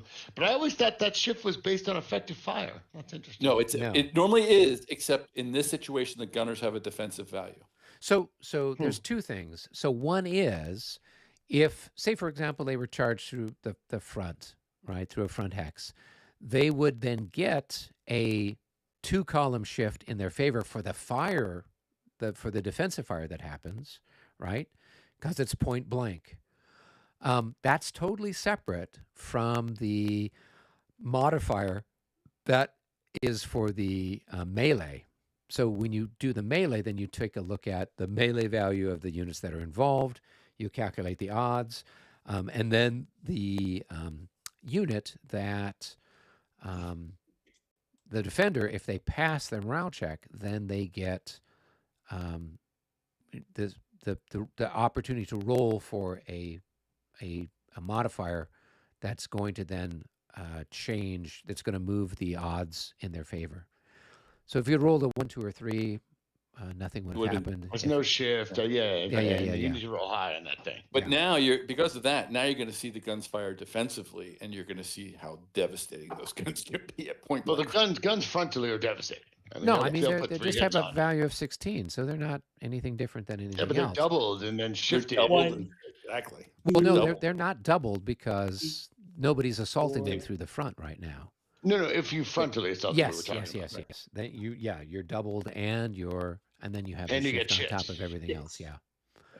All right, so it looks like Matt is moving. He's done. he's being I'm very done. unfriendly. He's moving up. Well, 5, 7 is done and 6 is done. I'm going to tilt those the right way. 6. Oh, and then we have leaders. Let me know when it's time for. I Let me think know I- what it's. so leaders was the A next time for one. leaders. It sounds like a book. Sounds like a political book. Oh, so leaders just came up. Damn. Leaders came up after all of Yeah, I this see stuff. that. I Yeah. see that. That's 4 or 5 to get into that hex from this hex. So it's going to cost you, I believe, 2 to It would move be into the village, Plus right? 2 to cross the creek. And then crossing the stream is +1. Well, So for it's a infantry, 3 it's to plus get the Yeah, so it's going to cost you 3 to move from 14, 18 4. to 14, whatever. 6. Now, is your intention to assault these guys? Yes. Oh, so Okay, you need to should put have the declared that back here. I'm going to solve Because these of guys. the, What do you because of want the me roll to close. Because of the Yeah, roll because to that close. affects your roll. That was that chart we were talking about. So we have to know where they started at, where the individual units started and started? So you need to be able to get into my hex. No. And you want- He Of course doesn't. it is. He just in rule 30, he just needs to get to adjacent to your hex. No, that's only cavalry. Infantry has to get in. Does it? I thought it was. I thought No, someone told me that it wasn't. cavalry adjacent, infantry in. Okay. They need to have the movement fast, otherwise they're disorder and attack disordered. Yeah, and that's important because of these drainage ditches and things like that. You have to have enough movement to get across the drainage ditch to attack the guy that you're up right. against. So Matt, this just so you know, your guy here, for example. He can't One, make it, two. but this guy can. One. I think he two- can. Your guy can make it. No, he can make it. He gets to there at a 7. So it's 3, 4, 5. Oh, you're right. He can. He can. He should declare the charge here, though, from 5 hexes away. Right here. So. And your other guy should declare the charge immediately as well, as far away as possible, so that you don't take any penalties. There. So if he can reach, he should declare the charge from there. He can reach. He can declare. Now your roll to close is a 5, which is no penalty. Yeah. Okay. And you should, and the way we do it is you put, at least the way I do it, is I put a label on the counter like RTC 5. Now the one problem you're gonna have a little bit is that, what's this skirmisher here? What is that? Is that a company or a battalion? It's a battalion. That's a battalion. What's its strength? Oh, you're not going to be overstacked. Okay. Yeah, that's fine. No. These guys are like 5s. I'm so used to playing the Prussians with like 10. So, Well, yeah, I'm so so this used to guy, playing Elau, where the French have these huge battalions. There's 7. yeah, I know they probably did. So, like this guy here can go 1, 2, 3. It's only 1 across the stream, right? So 3, Right, so it's 4, 3. 5, 6, 7. So he can get there. So there. So that's the way to do it. So that your RTC is 1, 2, exactly 3, your 4, max. 5. Your Yeah. RTC. So it's going to be your roll to close is going to be a 0 modifier. Right. Exactly. Just trying to Should I roll it now? No. No. No. So During the what we assault do phase is at the end of the turn after everybody moves. so here so you go to change label. So you highlight the assault counter, and you put 5 hexes, right? So I did that here on this one right here, right? And that way, then you know because we're not going to do melee until the end of the turn, right? Which is So that's going to be a week or 2 from now. It could be 2 depending on weeks how from things now. go, right? Yeah. So then here you're going to do the same thing. You're going to say that guy was 1, 2, 3, 4, 5. He was more than 5. Yeah, he was 6 away, right? 1, 2, 3, 4, 5, Yeah. 6. So then, yeah, and so then they RTC got, 5. So that guy was on the stream, so he counts as being in the hex. So this is just 1 for him to get out of town. No, because this side of the unit has to cross the stream. So Okay, it's so 2 that's- to get to there. 2 to Because get it's there. 1 to get to here Oh. and 2 to get to here. here's I don't think this guy can get there because when you come out of general order, you have to pay. You guys go into to you have to pay change- one. Oh, Information. yeah, that's right. It costs 2 factors to get out because So he it's was gonna in be general 3, order. 4, 5, Right. 6, 7. He can Yeah, get there, yeah. but he can't do this. He would have to assault disordered. Right. So you're right. I forgot about the general order thing. It's Yeah. a nuance of the game where you leave Yeah. a town, it costs Yeah. 2 moving factors. So let me move this guy because I got this guy thinking. So that's already 2, 3, 4, 5. It's weird counting across spines. 5, 6.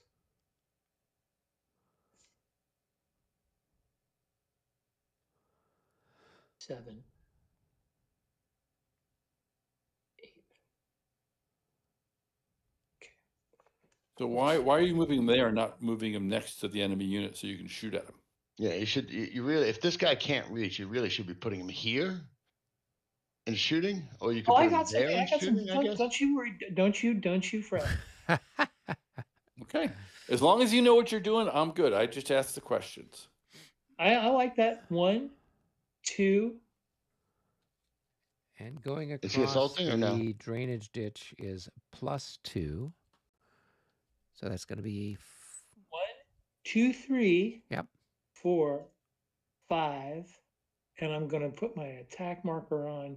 Yeah. here. See, Where did- you, You should put the assault marker on here so we know that your roll to close is 5 and then move. Okay. Yeah, exactly. And then put the label on like Eric did. That's like says 5. Yeah. So And what then you can want go to 1, do is 2, 3, 4. So Matt, the reason why it's important is you could move that guy up, and then you could declare the assault adjacent, or you could declare the assault when he's 2 hexes away.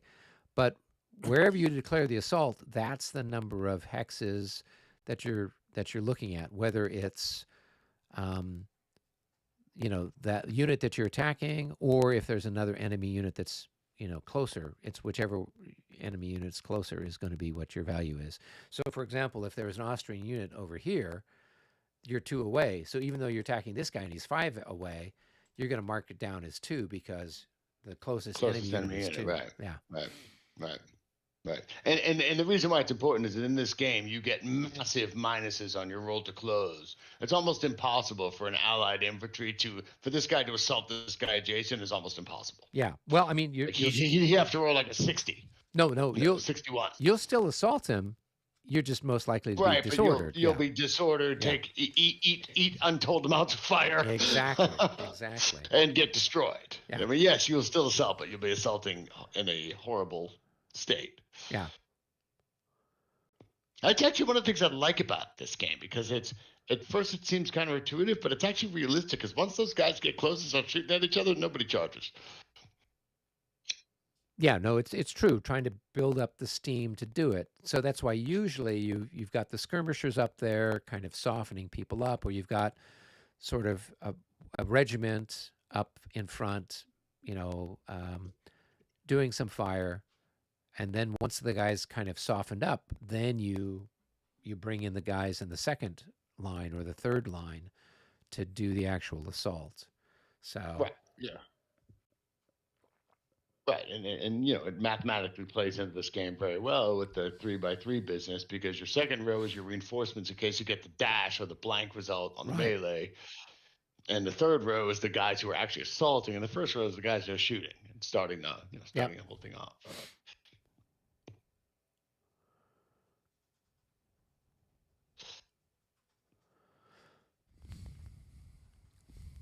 It's an unsuccessful box, but I'm trying to get it checkerboarded. Well, once combat starts, keeping the boxes, it's almost impossible. It's almost impossible because you need units where you need them. Yeah, exactly. and it's better to just have him out of command, and then he moves back into command during reorg or whatever. The box is the ideal. The reality is combat is hell. It gets a little messy. It gets a little messy, is right. How much to unlimber do I not worry about that this turn? You're gonna destroy this unit and drive it off. So it costs 2 movement points to unlimber, and it costs 2 movement points to limber. So, but you have to roll a die to limber, though, right? Yes, you do. You have to roll to limber. Yeah. Right. So it's kind of important to decide where you're putting the guns, because it's hard to move them. Yeah. Once they're down, it gets tricky. So is there a reason why you've got them over there, Matt? Yes. Okay. I'm attacking this church.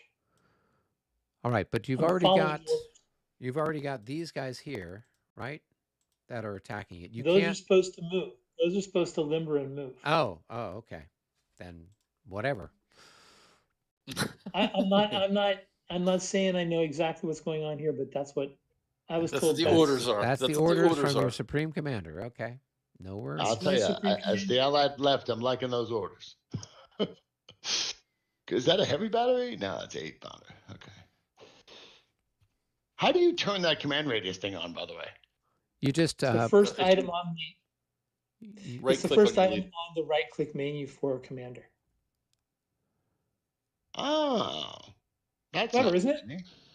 That's not. It's a nice. I've never seen it in any other. I've never seen it in any of the other. I love it. I love it. Yeah, when we were play testing this one, gosh, almost 5 years ago now, we'd made that suggestion, and that's why he added it to this. But I don't know that it's in the others, and it's not perfect. But it's very helpful. Mm-hmm. I hate to go back and ask you, Matt, but did you intend for these guys to assault? Oh, yes, I did. Sorry, they were back here. So that was So, like that was a before Because you two. we do have to that- go through that whole process again. But before you do that, the skirmishers can always retreat before your assault. So what are you gonna do? You want to let me put the hexes in here. Can I Well, put let's you- assume you. I don't know how many hexes away you were. I mean, I don't know. I was 3 hexes away. I was pretty close. So your RTC on all these assaults. So you declare the assaults and put the RTCs on 3. So the number is 3.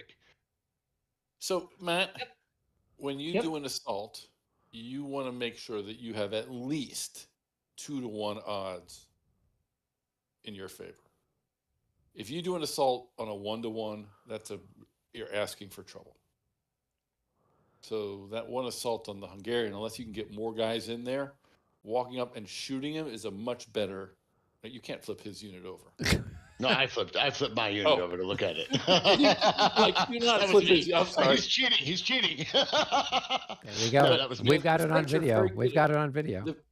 The French are Okay, very good so- at walking up and shooting at people first. So you can just walk up Well- and shoot at them for a turn. You don't need to assault. The I'm French gonna are walk up not and the shoot. best. The French are not the best assaulters.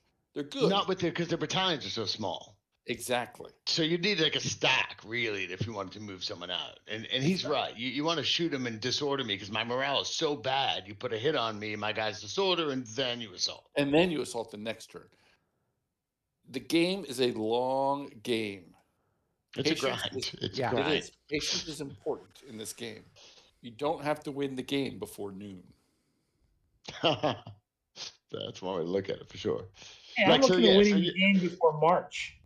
I learned that the hard way playing the Russians. The Russians do not play like the French. If you try to play the Russians like the French, you will lose. Yeah, they all have their Okay, I'm own. done with you.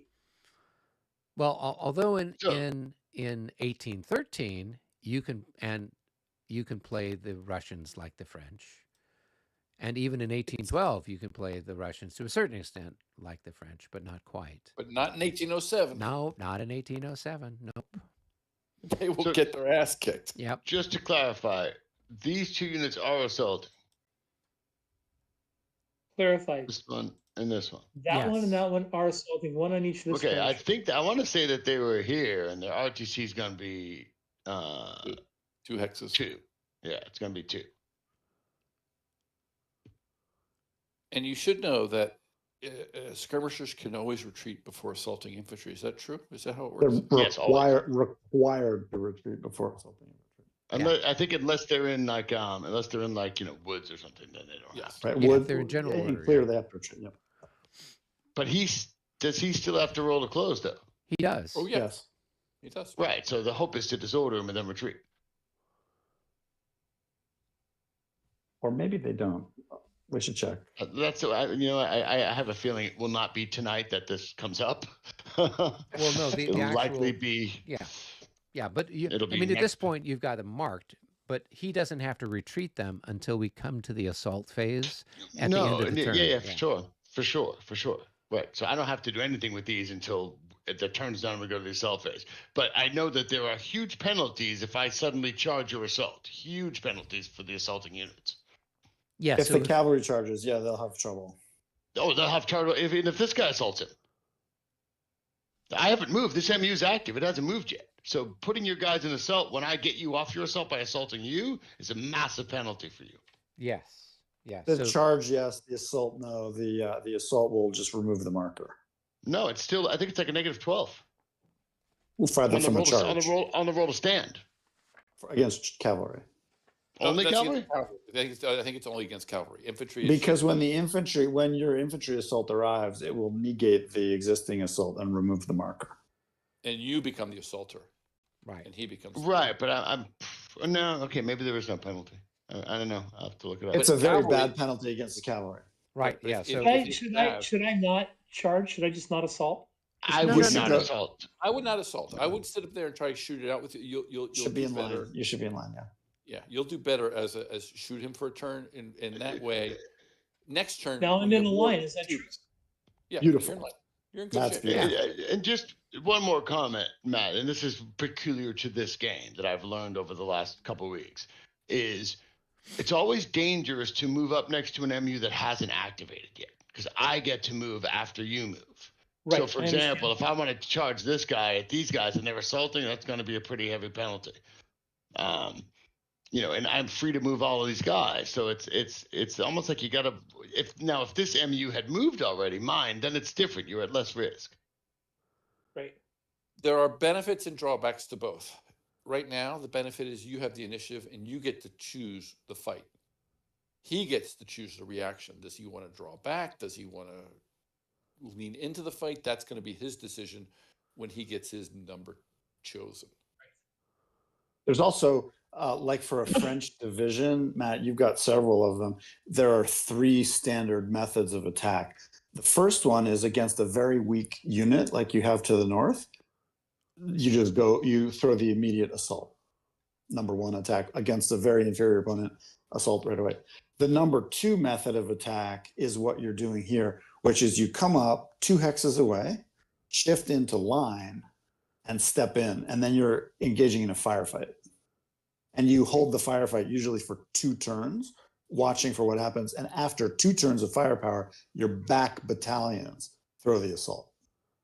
Okay. And that's particularly a good way for the French because they fire well. They have good melee. They're small battalions, but they do fire well. And you'll give him hits. He'll go to disorder or do things like that. So that's a good way for French divisions to move up against stronger positions like you're moving. It's very much the standard. And then the third method for the French is if you have your skirmishers and your artillery with you, then you come up, you stand a little bit back, you let the skirmishers engage at a range of 2. You don't go next to the opponent, and you have the skirmish plus the artillery firepower, and you do a firefight for like 3 or 4 turns and watch what happens, and then the back battalions assault. Exactly. Okay. Those are the 3 standard methods for the French. But it looks like right now you've got a very good line right there. You've got gaps for your cavalry to countercharge if he decides to charge you, or if he moves in between, you can opportunity charge him if he tries to get in between your battalions. You've got a good firing line, and you've got good retreat routes, and you've got great battalions to back up your fight in case he assaults you and you get reinforcements. And everything's in command right there. You have a good position. With the exception of 1 infantry unit up here. He's Nothing not in is command perfect. at the end of the turn. Nothing is perfect. Yeah, but there's also no units up there. So Yeah. So you're fine. You'll be able to regroup him in subsequent turns. Exactly. But and this guy down here I don't think will be in command either. The guy in general order. Oh, yeah, but I need him because I need somebody next to Chastel, and Chastel has to be in that hex to keep all of his. I believe you. You know, that's a good place because it stops me from flanking your line. It's so it's almost irrelevant that he's not in command. Exactly. And the leaders don't matter because you just if I run into him, they just bounces to the friendly unit. Yes. The Right, only but if time there's no that doesn't friendly happen unit. is if he's around him. If he surrounds him, then he kills him. Well, if he isn't there and it looks like this, I don't think I like that. No. I wouldn't like that either because this guy's flank is vulnerable. But then again, this guy's got reaction charge. I mean, It's a good position. You are in a good position.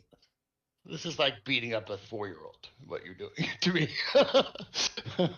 So in classic traditional, this is what they call the balance of power theory, and you have a good balance of power, which means the power is in your balance. It's on your side of the scale. That's the balance of power. All right. So, Balance gentlemen, of power is not having equal powers. It's having the overwhelming. go on mute. I presume that French maneuver unit number 3 is finished. Yes. That was number 2, I think. Well, that's the one but number 3 was happening on this side of the map. So then it's leader movement. We haven't done any leader movement on this side of the map. We haven't done because it. you No, guys not yet. just finished up French number 2. So Right. I presume you guys have been done leader movement over on the west side of the map. Is that correct? No. Oh, so you haven't done any leader movement yet? Okay. Then why don't you guys do leader movement then? I'm gonna do mine down here. Yeah, so everyone should do And, leader and movement Eric, then. just to clarify, down by Dolchin here, Yep. down here. Yep. These Cossacks are attached directly to Gailau, right? Right, they're attached to the fourth. So they're in corps. command. Yep. So so Yeah, they're yeah, in command. okay. They're assets. So and the Federer is also part of him. So if I could just move him down here and put all these guys, all these cavalry in command by. Oh yeah. So during later movement, he's gonna let me flip more. He's just gonna go down here and put everybody in command. Right there is good. Okay. So for next turn, those guys will all be in command. Yep. Okay. So leader move. And now I've got this group here. Hey, Matt. Hey, Matt. He's on mute. He had to do something, I think. Yep. Oh, yeah. No, I just had family. Yeah, is there any way you could not move Victor that far west? That's a pretty far stretch because you moved him out of range of Napoleon. Oh, I did, didn't I? Where is that sucker? Yeah, let me put the. He's right Thanks there. for reminding me. I kept him in command, but nobody else. All right. Yes, I can do that. Can move there. Where's Napoleon? Where you've got Victor now is the farthest west you can go. You can't go any farther west than that because you'll deactivate. Okay, so I've got a couple units out of command, but that's all right. But I've got the commander. No, they're not out of command because they're going to be under his command. Yep, so I'm in good shape. And did you get that artillery? Move it up. You didn't move the artillery. You did. Beautiful. Are we in leader phase? Yep. Yes, We're we are. doing leader movement now. Okay. In theory. No What did theory you want about. the 23rd Division? You wanted the 23rd Division backing up my other stuff, right? The 23rd Division goes down in front of Plowen Town. It's far to the east of where you are.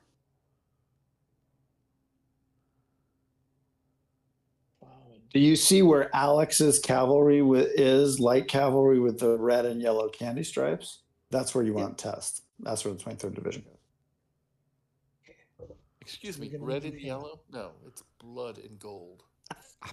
Eric, one Yes. question. Are you still here? Yep. Okay, these guys are in command, right? Correct. These cows. But why- if I move why is the Gailau away, Matt, stop, please. Matt, Yep. you can't Here, move let's cavalry. go down to another game room. You're moving a cavalry unit. No, stop it. Sorry. I thought I was doing tests. okay, so All real right. quick. Yeah, it was just So, too much talking If I about move, everybody. yeah, I agree. If I move Gailau away from them because I want to bring this guy into command next turn, do these guys, when their MU comes up, they can't move? So right now, right, Gailau has a range of 6 to his division leaders and to any core assets. So these are considered core assets. So as long as they are within a range of 6, they're good. Now the problem you're going to have, and you need to talk to Mitch about this, is if you move him further to the east, then you'll be out of range of Schwarzenberg, who is your army commander. So if I move him further to the west, further to the west, yes. So right now Schwarzenberg is here, and if you go 1, 2, 3, 4, 5, 6, 7, 8, 9, right now you could move one more hex to the west. So I'd lose the core, the active. Yes. So okay, so I need to keep catching these guys. Yeah. So keep But catching. at some point, or I need the an 4th MU division. for them eventually. You Yeah. know, I mean, like this brigade down here, the 4th Division there, whatever this is. It's kind of, there's really no room for it to deploy at this point, right? I mean, it could catch one more turn to kind of move up behind all this stuff, but then at some point they got to move. You know, like they need to deploy or do something. Right. So it depends on what you want to try to do. Now, if the way I was looking to try to do it was to try to rescue Mesco, that's not going to happen. They got that light cavalry and they got the jump on you. So Mesco is pretty much hosed. He's not going to be able to get out of the trap, right? For sure. So what? I mean, they could set up this way facing northwest using the embankment. Right. Or what I was thinking to do was to get them on over here on the other side of the Weiseritz. And then just refuse the whole line back and kind of run it southwest to northeast? Yep. And just kind of use Dolnitschen as the strong point? Yeah, Dolnitschen's kind of the hinge there. So really, you're saying then really this guy here should be going 1, 2, 3, 4, 5, 6, 7, 8 or whatever, and these guys come down. Yeah. And you kedge them over to the other side of this way. Yep. And you get some artillery up here, and you get some artillery here, you know. And then this line here really just needs to refuse itself and face northwest. Yeah, and you start to draw them back. So ideally, you'd want to have, you'd want to have the 2nd Division here kind of lined up between, plowing on Here down this and way. here. Yep. Well, not quite that far, but No, I see what you're saying. yeah, kind of along this line here. So right? really, the Cossacks are already in a pretty good place. Yeah, and the problem is the heavy cavalry. There's not very good terrain over here for them to do anything anyway. No, but I'm going to use them to counterattack when he breaks the line here. Yeah, and that's fine. That's my thought, is to pile them in here with Cossacks. I'll probably move left just to protect the far left. Yeah, but these heavy cavalry will be great for when he breaks this line here. Yeah, and because he will break that line, and then yeah. the heavy cavalry can attack the next turn. Yeah, and the Cossacks are fairly expendable. They've got a faster movement than anything. They have great movement, and throw them out. Throw them out in skirmish order out here, and makes the infantry. You have to pay like ridiculous extra movement points. Yeah, and unless he brings the light cavalry up to it, but you can put the Cossacks in the woods, right? The Cossacks deploying in the woods is great because then he's trying to get stuff in and and he can't attack. Can they deploy in skirmish in the woods? Oh yeah. And it's a thing of beauty because he can't charge you if you're in the woods, right? Right. Yeah. So these guys might even be able to get almost all the way over there this turn. Yeah. Because their movement is so ridiculous. Yeah. So you put them in the woods, and they're going to slow anything down over on that side of the universe. And then all right. Yeah, and then you can get that other infantry behind, and then Gailau can, once you kind of get the 4th Division deployed over here along this section, then you can move their leader here, and then Gailau can kind of fade back a little bit, and then he can activate those guys. He can activate the 2nd Division. He can activate the heavies. But like next turn, like for example, like right now these guys are attached to Gailau, but later I can attach them here, right? Oh yeah. You could be they are because they're assets. I mean, Gotcha. You could assign them to anybody you want. Okay, so basically the heavy cavalry can replace the Cossacks. Cossacks go out here and screen the left. Yep. 2nd Brigade or 4th Brigade, whatever one the one on the this one goes back across the river. Yep. And Gailau's main 2nd Brigade in the town just kind of changes its facing a little bit on the left to face northwest. Yep. Got it. Okay, that makes sense. Yeah, and then they're kind of defending that. It's fucking destroy me anyway. Yeah, exactly. But at least you've got something on the so.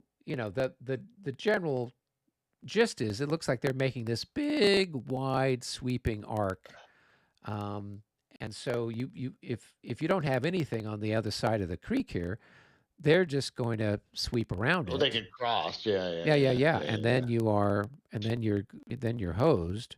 What do you think about I've been using this strategy in this other game. Is I'm constantly keeping my defensive battalions in square for the -6 bonus on the roll to close, roll to stand. Right. What do you think about that trade-off of a little less firepower for not disordering? Well, that would be great, except the Austrians can't form square. So wait, they don't get the benefit for standing in battalion mass? Nope. So the benefit for being in battalion mass is that they can, they're kind of in sort of a mobile square, if you want to think of it that way. Yeah, no, I know what it was historically. I'm just saying in game terms. In game terms, but they don't get a benefit for roll to stand on because there are no charts in this module about roll to close, roll to stand. There's none of that stuff in here, I don't think. Nope. And so I have no idea what it says. Yeah. So if we were playing with Martial Enterprise rule set, which is what I would always advocate if anyone's doing this, because the Martial Enterprise guys put a lot more research into the battalion mass, and they've got more games that actually utilize it. Then you would have a positive modifier for being in battalion mass when you're being assaulted by cavalry and rolling to stand and all that jazz. But here, it's just what you got It is doesn't what apply. you got. Yeah. Well, I will say this: that the Austrian morale levels are significantly better than the Prussians at Lidny. I'm looking at them. I'm flipping them over. They're like 23s, 25s. Yeah, I mean, some of the stuff is good. With 33s, 35s, 31s. Now, the big issue I have, or the big complaint I have with Regs 30 is that general order terrain is pretty much useless. So if we were, well, if you're assaulted and you're in general order terrain, you don't have to make a pre-mail-in route check. You automatically pass, right? So being if you're defending, yeah. But the attacker has to pass. Yeah, the attacker has to pass, and the defender doesn't have to roll. Doesn't that mean that I should be defending these woods down here? Yeah, but they general order? They are, but this is Regs 30, and Regs 30 general order is the worst terrain you can be in. Don't ask me why. It's completely ahistorical, and this is my big complaint. So they have a big bonus for attacking into it, and I have a huge minus for defending it. Yeah. And so it is effed up because your fire value is just your printed value. Your fire defense is a little bit better, but you don't get the benefit of the morale being improved for being in general order. So this is the big complaint I have with Regs 30 because it completely, it's from a tactical point of view, you want to be behind the village in line. When the guy moves into the village, he's in general order and you're in line and you can shoot at him, right? And then him moving through the village costs movement points or whatever. So it's completely ass backwards to what happened historically, where the guys are holding the village, or they're holding Hogmont, or they're holding La Haye Sainte, and being in the building is what they're doing, not being behind the building, letting the French move into La Haye Sainte and then shooting at them. I mean, that's why this is all kind of, messed up, for want of a better word. So, needless to say. But that's my. I have a number of complaints with Regs 30, where they get history and physics wrong. But some people like it. I like I said, I haven't played the other ones. The other ones to me sound more like war games I'm more familiar with. This is its own thing. I like it. There are some elements of it that are really good. Yeah. And there are other elements like the cavalry distances that are just ridiculous. I mean, this cavalry moving between Gorbits by my guys around my flank and charging the guns is just ridiculous. But it is the game. It's how it's played. So. Yeah, and if we'd played with, say, a different rule set, then they would do a charge, but every time they change, facing, or they have to pivot or whatever else, they're paying an extra 2 movement points. So those guys. Well, my understanding is you have to set the charges up the turn before in the other set. Yeah. Right, which is more what I'm familiar with in games. Yeah. And that would make more sense to me. Like, in other words, you can maneuver, set it up, and now they're ready. Yep. And as opposed to moving, 14 movement points with a light cavalry unit and then getting 5 more. Yeah. It's ridiculous. You can cover half the map. Yeah. But it's something you got to deal with because that's the way the game's played. So yeah. Well, and anyway, I think we're good, so we can move up. Okay. Cool. Let's go back to game room 1, I assume. That's where it looks like everyone's hanging out. Everybody all the cool people are up there. Is this where all the cool kids are hanging out? I would agree with that until you mentioned my name, but whatever. Is Hawkins here with us? Yes. I had noticed it looks like there's a stacking violation over here. You've got an artillery unit in the woods stacked with an infantry unit, and you can have up to 10 combined in the woods. So the artillery piece by itself, if it's a 2 increment artillery piece, it's 8 increments of infantry. So if you had a 2 increment infantry unit, you could stack it there, but you've got a 6 increments of infantry as well. So this particular hex is overstacked. So I think as his opponent, I get to choose what happens. So the artillery will rout. Surrender. Oh, is that it? I think I've the whole seen that. division does, right? No, not quite. Yeah, so it's that hex there. So somebody's got to go somewhere, I guess. Converter. Yeah. I think there might be 2 hexes like that next to each other. I thought it was 12. Well, this is cultivated, so the cultivated is 12. And I don't know what So you do got. they fit 5 then? plus 8. No, yeah. So you lose another increment, and then you'll be perfect, right? But right now, yeah, you've got too many in that hex as well. Well, the 5, right? 5 and 5 plus 8 is 13. The maximum is 12 increments combined. So you're 1 increment too many in that hex. And you are, what, 4 increments too many in that hex. I think the game's forfeit at this point because that would have changed everything. That's probably the case, yeah.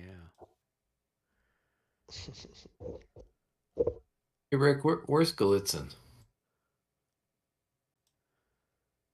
The city or the Why? person? Here, go down to our little chat. Sure.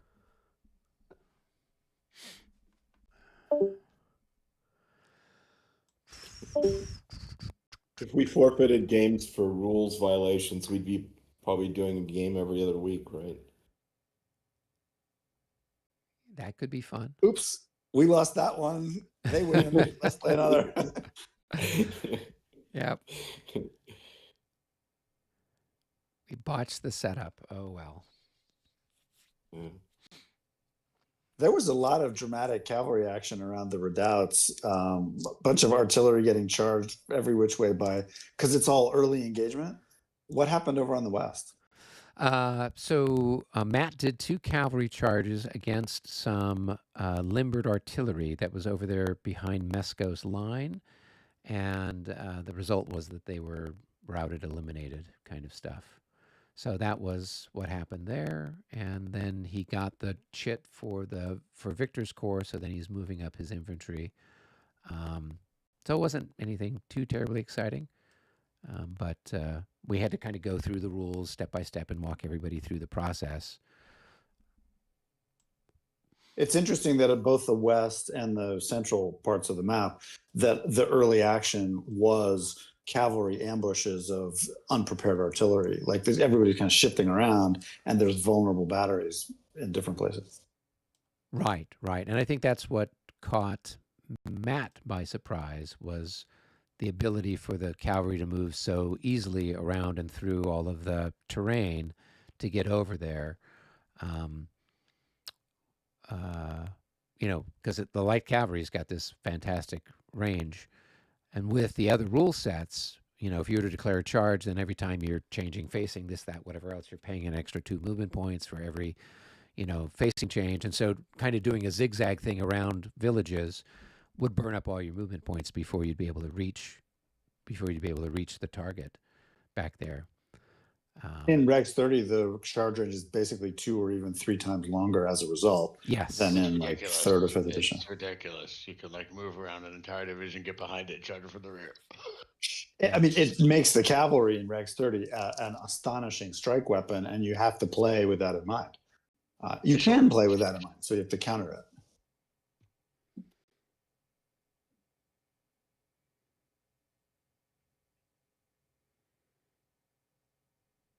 Alex, I had one minor leader question for you.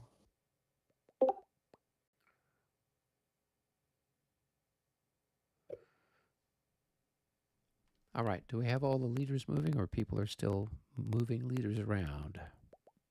Brendan, do you want to go into a separate room, or do you want to just ask me? Yeah, let's jump to French HU real quick, small leader stuff.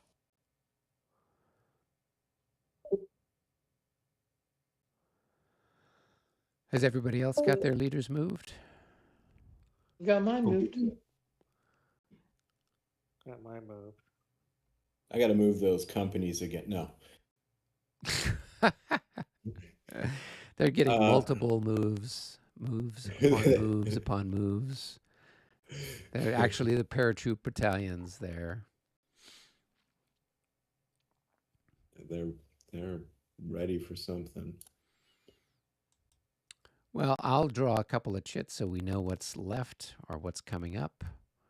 So we've got Austrian number 2, we've got French number 5, and then we got Austrian number 5.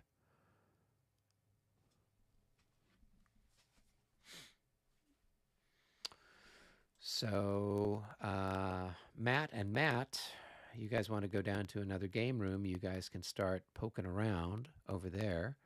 I don't know. How much time we got?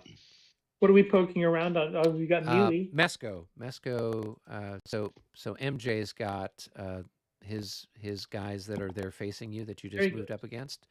They're doing Thank stuff. you. And then Robert, are you number 5? Yeah, that's the guard. Okay. Yeah.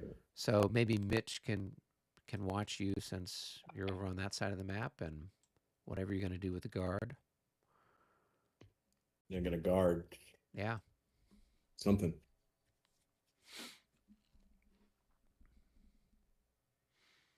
If you want to go ahead and move those guys, I don't think it's going to have any impact on what's going on somewhere else. And then Allied number 5 is there in the Austrian center.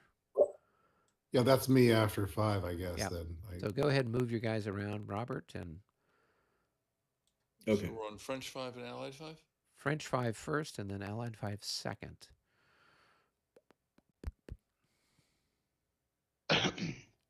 Excuse me. Alex, did you move chit 6? Yeah, 6 is already moved. Did you want to move the engineer unit that fixed the bridge last turn? I think they're part of the core if they were in command. I think they were out of command. Got it. All right. Matt, why don't you go down to game room 3 and do your stuff? All right, but I'm going to have a million questions. Yeah, I'll go down there with you. All right. I have a million answers, and most of them are wrong. First question is: can you charge through skirmishers? Your friendly unit? You can charge through skirmishers. What's going to happen is if the target unit is directly in front of the skirmish unit, right, and the skirmish unit has to pull back to make way for you to move in. Basically, you're displacing the skirmish. Then you are going to the skirmish unit is going to pull back, and it's going to then disorder, right? But then that makes right. But that wasn't my question. Like, I know I can charge through my friendly skirmishers. Yeah. My question is, can this cavalry unit, let's say he was adjacent to this cavalry unit, yeah, and let's say they were both strength 5, not 13 siege. Right? Can this guy here charge through this guy or not? Can he charge over the top of his own units if he can? Yeah. So, generally speaking, no. Right? So what you're going to do is you're going to get your guys in the right spot first, and then you're going to conduct your charges. And well, let me ask the question a different way. Okay. 2 questions I have is, number 1, can this guy here, his Chasseur Cheval that he's got here, charge through this guy? He doesn't need to. He can charge around the guy, right? So his charge radius goes out this way, right? Right. 5 hexes, but only 5 movement points. No. For the reaction charge, there's no limit to the number of movement points. No, it's 5 movement points. The reaction charge? Even though the reaction charge zone may be 5 hexes deep, a reacting unit may not be able to reach the charging unit due to terrain. You have 5 movement points. A reacting unit has 5 movement points with which it may reaction charge. Oh, okay. So, So my question is, can he charge through here? So what's the size of the units there? 6. It's a 6 and a 10. I don't know what the stacking limits is. I think it's probably 18 in the clear, right? I would assume. I know with Ligny it's 18 for infantry and 18 for cavalry. Yeah, it's 18 for both infantry and cavalry. So there's not going to be a stacking violation to do that.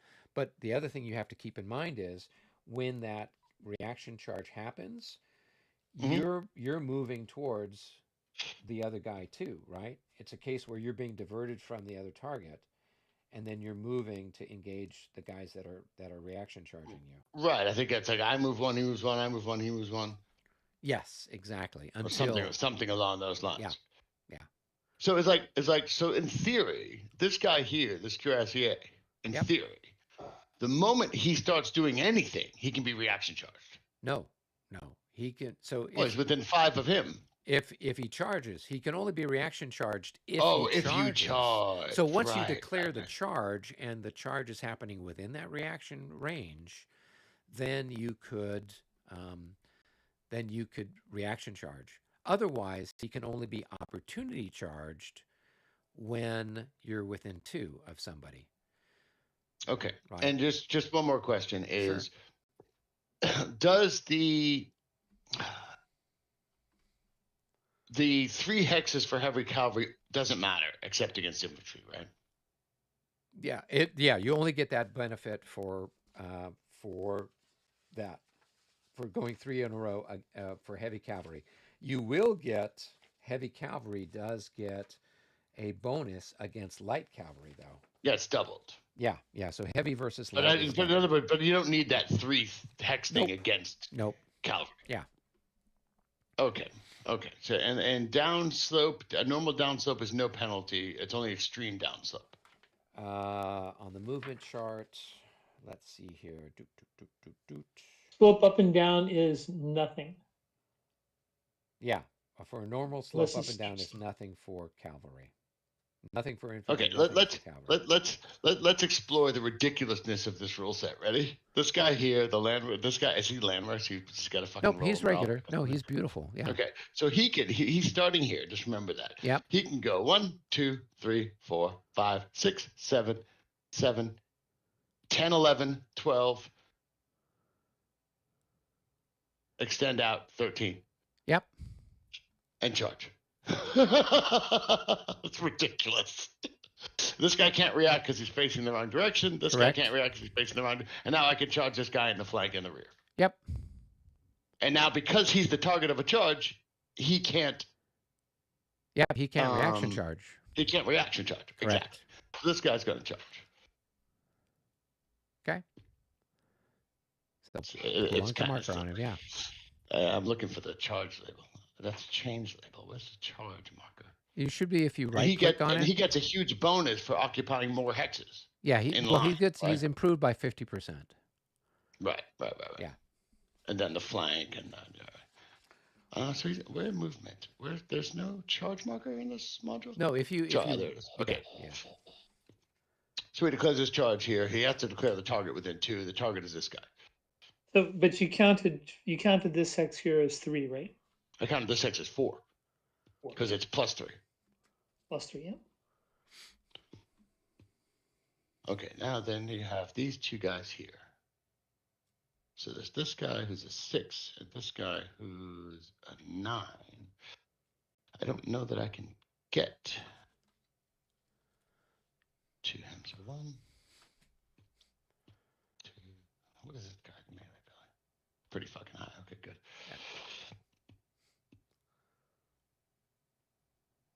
So now could I opportunity charge with this guy who needs 2 hexes away? No, because I wasn't charging you until I got here. Not reaction charge, opportunity charge. That's a good question. Yeah, I don't know. You could have opportunity charged when he was in that hex right there. Is opportunity charge 1 or 2? It's a range of 2 hexes. Well, I guess I don't need to tell you guys what I would like to do, but that may not be. Well, so if opportunity charge is a range of 2 hexes with no movement point restriction? No. So with the opportunity charge, he's going to, he basically just moves 1 hex forward, right? Okay, so then, but it's just as easy for me to go 1, 2, 3, 4, 5, 6, 7, 8, 9, 10, 11, and just go that way and stay out of his opportunity charge range. Yep, that would do it too. Good.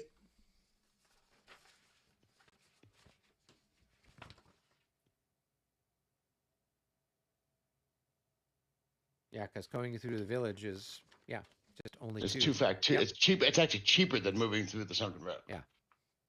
Now there would be opportunity fire from this guy. Here. Yep, right there, as you exit that hex. So go ahead and chuck some dice. The chance of hitting anything is pretty slim. So yeah, so nothing happened. 15. Back to my regular rolling. That would be a great advanced quality to roll. This guy here.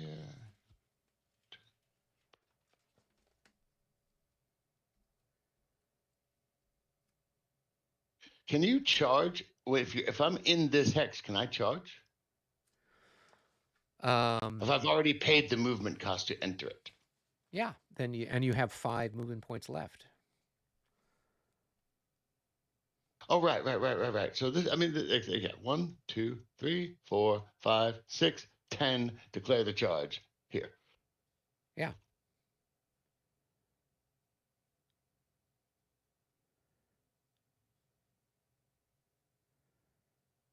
It's kind of silly,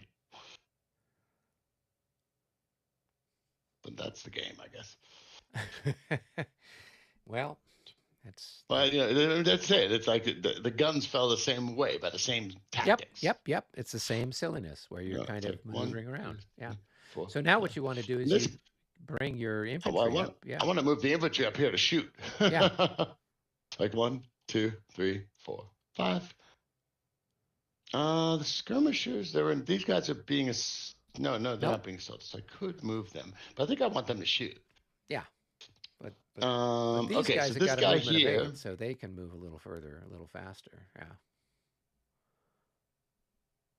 Right. So if I can go 1, 2, 3, 4. Well, I want to get these little 5 guys out of here.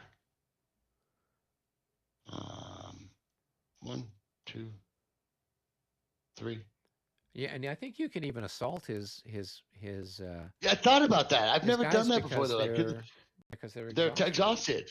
Yeah. So this would be a roll to close of 5, right? 1, 2, 3, 4, 5. So he can make. I've never done this before, so I'm going to do it just because I've never done it and learn the system. So he's the target. Let's label this Control L, RTC 5. So 1, 2, 3, 4, and then 5 to get in the hex is the way I understand it. Yeah. Now this guy could. He can. He's target of a charge.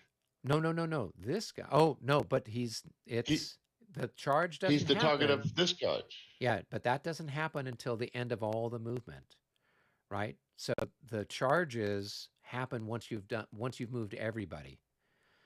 Oh, so then I would never do that then. Yeah. Because that wouldn't make any sense. Yeah.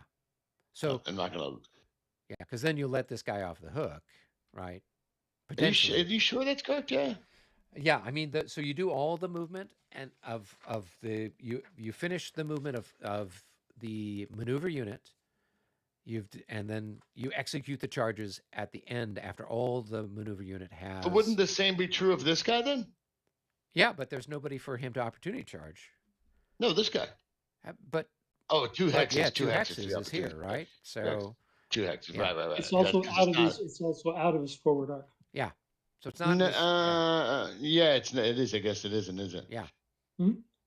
Okay. So this guy, if this guy here comes to here, then this guy can op charge. Correct.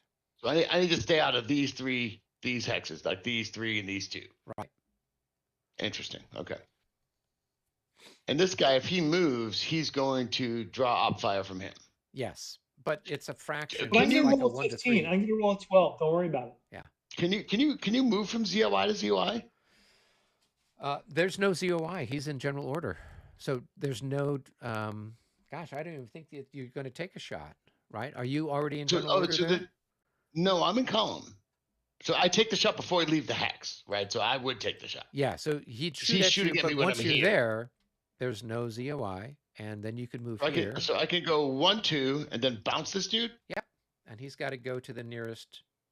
Which would be him. Which is going to be right there. Yeah. Right. Okay. So he's got to take a shot because I'm moving. Yeah. So he gets to shoot at me in column here. I don't know what. So you're looking for a 65 or 66. Well, Do you mind if I just check what my fire is, just so that I know? I'm not. Yeah, just flip the counter. So it's 6. It's half, so it's 3, and so it's 3 to 9. So it is. So it's 1 to 3. It's just nothing. Yeah. So 25. 25. That's a record. So God, I'm happy. 2, 4, and you're saying general order has 1 rear hex side. Yep. Okay, so I would want to be this way, I guess. Yep. 1, 4, and this guy here goes. Now he from him. Oops, I didn't mean to light them both. So to do a shot from him to him. Right. So what are you planning on doing? Here. Okay. Oh, I got a 32. I'm going up. I'll get you in like a week if I keep going. So you've got to, 6 to 9. So that's going to be a miss. So that's 1, 4, 5. Yep. 1, 2, 3, 5. Gonna make him root me out. Well, if he comes up and shoots at you, then you're in trouble, right? So if you're... Yeah, but shooting at me is going to take a lot longer to hurt me than that's just true. routing me. Yeah. 1, 2, 3. And I got to stay out of these 3 hexes, basically. Yeah. 1, 2, 3, 4. 1, 2, 3. Oh, these guys need to cover. These guys flank a little bit. So 1, 2, 3, 4. Okay, this guy here. 1, 2, 3, 4. And 5. And still in battalion mass.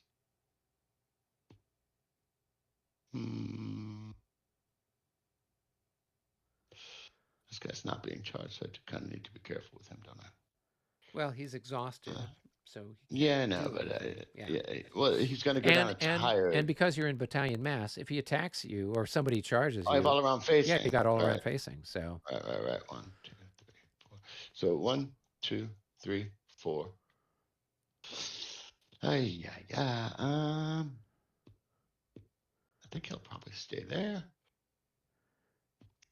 And the skirmishers, I want these 2 to shoot, ideally. But they can move and shoot, right? So what are they? 8. So I can consolidate. I can't really consolidate the skirmish. So 1, 2, 3. So okay, so these guys are going to take op fire here and here for leaving. Okay. I don't even know if it's possible because I'm a skirmisher. Right. So he's in line here, and because this guy's also in line, it's a refused flank, so that's considered a front hex side. So he would then have 12, and your defensive fire in skirmish, I think, might be 14. Let me double check. Fire values, skirmishers, 14. So it's going to be 12 to 14, so it'd be a 1 to 1.5. So you've got a shot there, and then if you're leaving this hex, then this guy's going to get a shot 6 to. Yeah, let me think about that. 33, baby. Did you roll already? I did. Okay, well, in that case, I'm moving. Yeah. So then roll again for this one here. Yeah, but that's going to be like 1 to 3 at best, right? Well, it's going to be 6 to 14. Oh, a 66. It's a single hit. Oh, Nate, I finally got a good roll. There you go. Okay, no, so this guy takes increment. Who's Matt B? Matt Brown. Oh, that's you. Okay. Oh, and then MJ is okay. Matt P. Right. Okay. So this unit would take a hit. It's going to consolidate into a single hex now, right? Into wherever it was that you were moving back to, right? So here. Oh, it's going to here, but yeah. Now you need to make a morale check. Yep. Where's the dice? Oh, come on, Vassal. Stop vassiling me. So they're going to be disordered. He fails. Yeah. Yeah, he fails. Does he stop movement now? No. He keeps moving, but he's just going to have half. I'm still here. I'm just going on. So it's 2 to there. Right? Well, it's really 1 to there. Yeah. because the consolidation was an involuntary thing. Yep. So, and then you just put him back onto his regular side. Yep. She's like this now. Yeah, he's got an all-around facing at this he's point. got 7 movement factors left, though, right? So, but he's half because he's disordered now. So he's only got. So he's got 3.5 left. Yeah. So 3. Good point. Okay, 1. He has 3 more. Correct. Right. Correct. Okay. Yeah. So 1, 2. Fuck, he's disordered, huh? Well, that's not good. 3. This guy here. This guy here. 1, 2, 3, 4. He's just gonna go here and face. And this guy here will take a shot from him.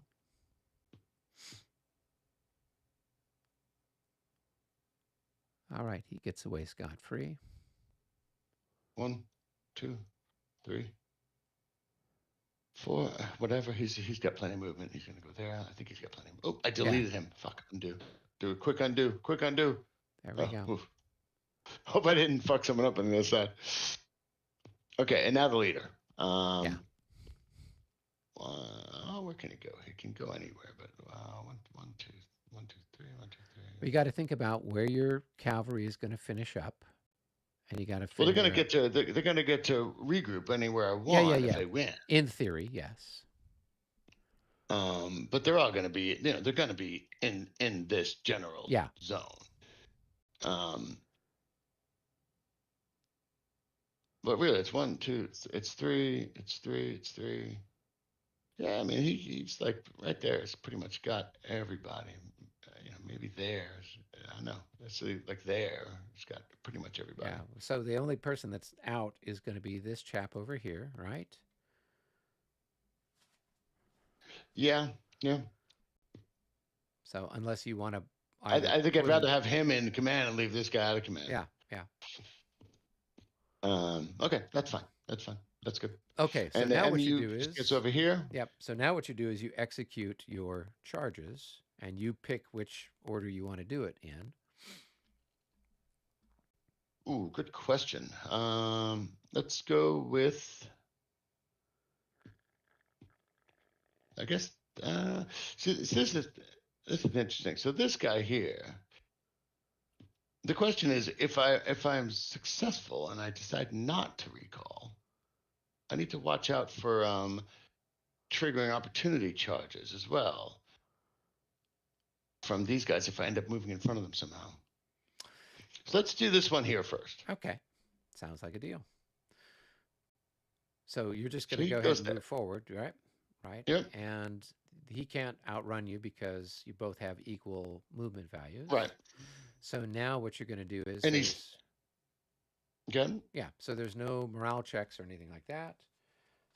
So now you're just going to go ahead and you're going to take a look at your melee values and compare those.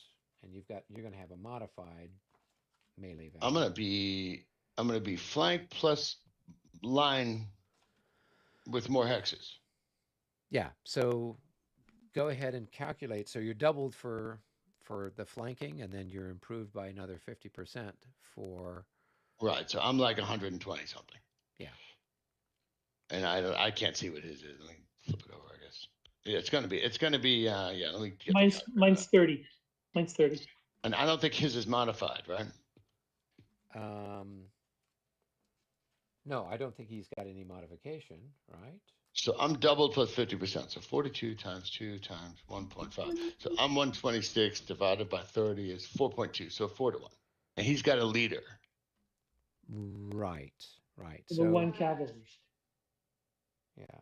So it's a -1 of the die roll, I think.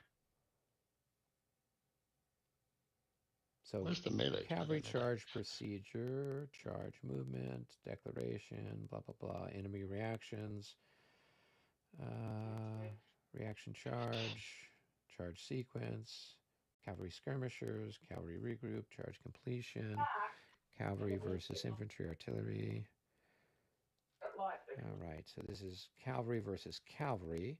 calculate the melee odds, melee resolution, advance after charge, return to steps 5 for cavalry regroup. So you're going to, yep, so it's just straight It's a up straight what up the 4 to odds 1, are. I think. And you're going to roll, and you'll have a -1, it looks like, on the die. Right, because of his leader. Right. So was Okay, it so 4 to 1 or 3 to 1? 4 to 1. 4 to 1. Okay, so go ahead and chuck the Almost- dice. almost A 61. 61. That's That brutal. becomes That's a a defender DR. routed. Right. Yeah. So with the DR results, defender routes. The defending unit conducts a route movement. Proceed to step 6. So what you'll do is you're going to lose an increment for. It's this guy here. Yep. He's going to lose an increment for leaving the hex. Yeah, the initial ZOI. Yep. So going there, he'll lose an increment, right? And then you'll go ahead and do your route movement, and he's trying to get away. So there's 1. So he's 2 away now, and then now he's 1, 2, 3, 1, 2, 3. Okay, so he's 3 away from this guy and 3 away from that guy. Good. He's then not. He's only 2 away from this guy. Oh yeah. I'm in both hexes. Yeah. And he's got this Austrian here, right? Right. So now he's going to go. So he's going to go Now there. he can go. He can go anywhere really because he cannot. So now he's 3 away from everybody, right? But now he's got to. Okay. Now he's got to kind of go. He could go here. But any move he now makes puts him within 2. Right. Yep. So but that's fine. He can do that because he doesn't have an option to get further away. So now he can choose which poison he wants. And there's no penalty? There's no penalties. He's not going through a Zoc. Yeah, doctors do studies. Oh yeah, and they get sites when you find it. Well, you can't do that. You can't like zigzag. Yeah, you without can't go staying through a closely. hex that you already are in. You have to go Right. this way. You have to go that way. Yeah, but he can't go that way. Why?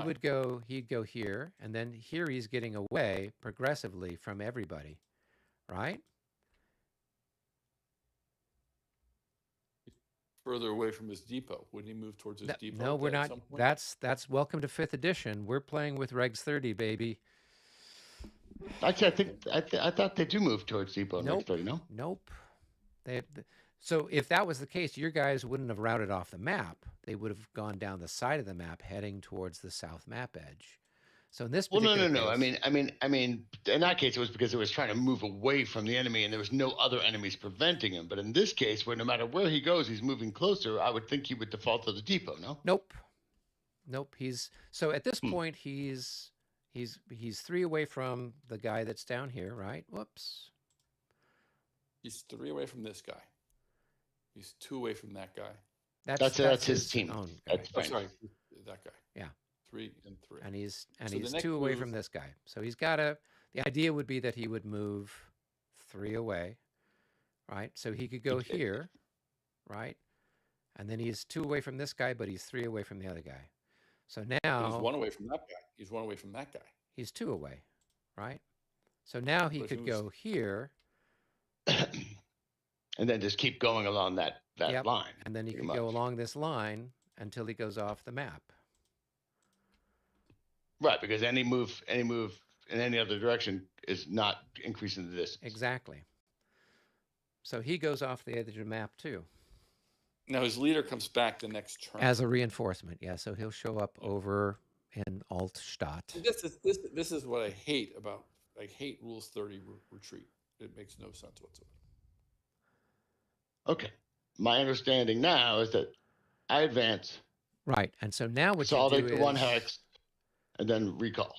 yes, And I think it's just an automatic regroup move because he routed.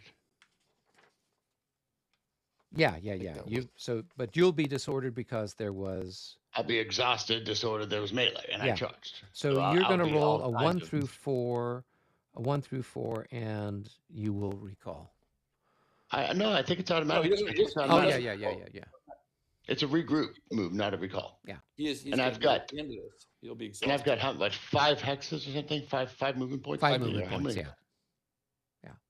But here's the thing: you still have this, so Okay. you don't need to do the recoil for this guy right now, or the regroup for him right now. You're going to do this. I can resolve this chart first, or you finish this one? Nope, you resolve that one. Okay, so he hasn't regrouped yet. So he still has 5 movement. Whoops, he still has to regroup. Yes. So you're saying I finish this one first? Yep. Correct. You do your attacks before regroup. Okay. Where Let's did go. where did the battle happen? Yeah, this Here. is And so the first retreat was to where? Here. Well, no matter, he went to here. He had to go there. Okay. Now They're is it a saying- range of? They're saying he Then had he to went run here, up. here, here, here, here, here, here, here, here. I'm just looking if there are other options. So the range from the opponent here was 3 from the cuirassier. Well, this guy was here. He was here. Oh, yeah, range of, so he can't increase at all. He can't get to 3. He's 3 from the cuirassier, 2 from the hussar. So Right here, he has choice of any hex at all. He can't get beyond. Well, he got to go to 3. So he's got to go here at that point. Yep. No, that doesn't help. That's still 2. That's still 2. Okay. So he can't increase distance at all. So he can go anywhere. He can't decrease or increase. Well, what's the range here to the opponent? Let's put him back if you don't mind. So at least we know what we're talking about here. So That's let's fine. put him back if that's okay. Because this is, I don't know the rules here, so I can't comment. That's Pushed out of there. First retreat is to here, takes a hit, right? Yep. Right. Right. Correct. Okay. Now the next leave move. him where he was. Leave him where he was. Leave him where he was. No. So, We're moving him as he does. Okay. Okay, that's fine. Yeah. So first retreat was to here. Now he's at a range of 2. Tries to get to a range of 3. From who? The closest. The closest. So this is the closest. That's him. Closest. It's him and him. Yeah. Right. Okay. So he tries to get it, but that's only 2 still. So because he can't get to 3, he can go anywhere. So he goes here. Fine. Okay. Now he's at a range of 2. He tries to get to a range of 3 from the closest opponent. He can't reach a range of 3. That's not a range of Or 3. here. That's 2. That's 2. No, from the currently closest opponent. This right here is the closest opponent. Total distance. Now you have a new closest opponent, though, right? Well, his distance here is 2. No matter where he goes, his distance is going to be 2. Well, no. Now his distance when he goes here is 2. Still, yes. So the distance currently here is 2. So from here, he can go anywhere. Well, 'Cause the I would distance think is not he's increasing his distance from the closest. From when he's here, this guy's 2. So he would want to increase from the closest, which would be here or here. Just for interest, we can use the algorithm as written. The algorithm is written, so he's here now at a range of 2. Mm-hmm.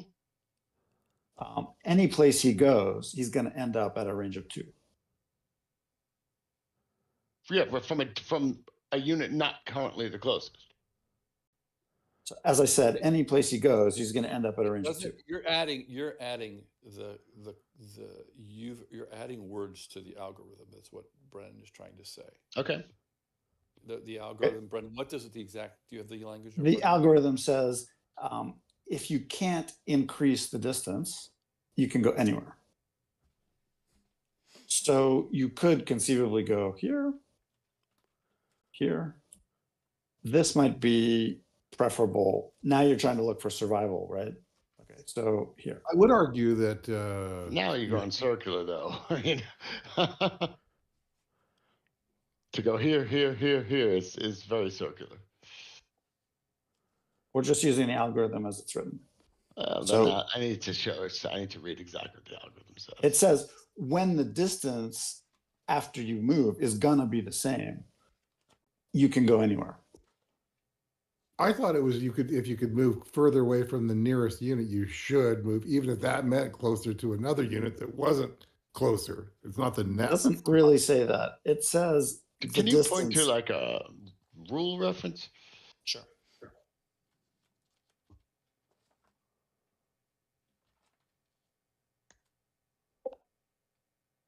So it's rule 13.2.4, I believe, is the ones for retreat priorities.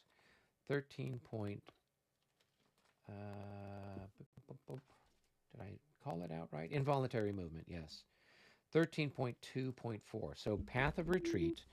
Units conducting involuntary movement must follow a path of retreat as follows. When a unit conducts involuntary movement, route, recoil, or bounce, each hex entered must be 1 hex further from the nearest enemy unit, if possible. If not possible, the owning player chooses the hex to be entered.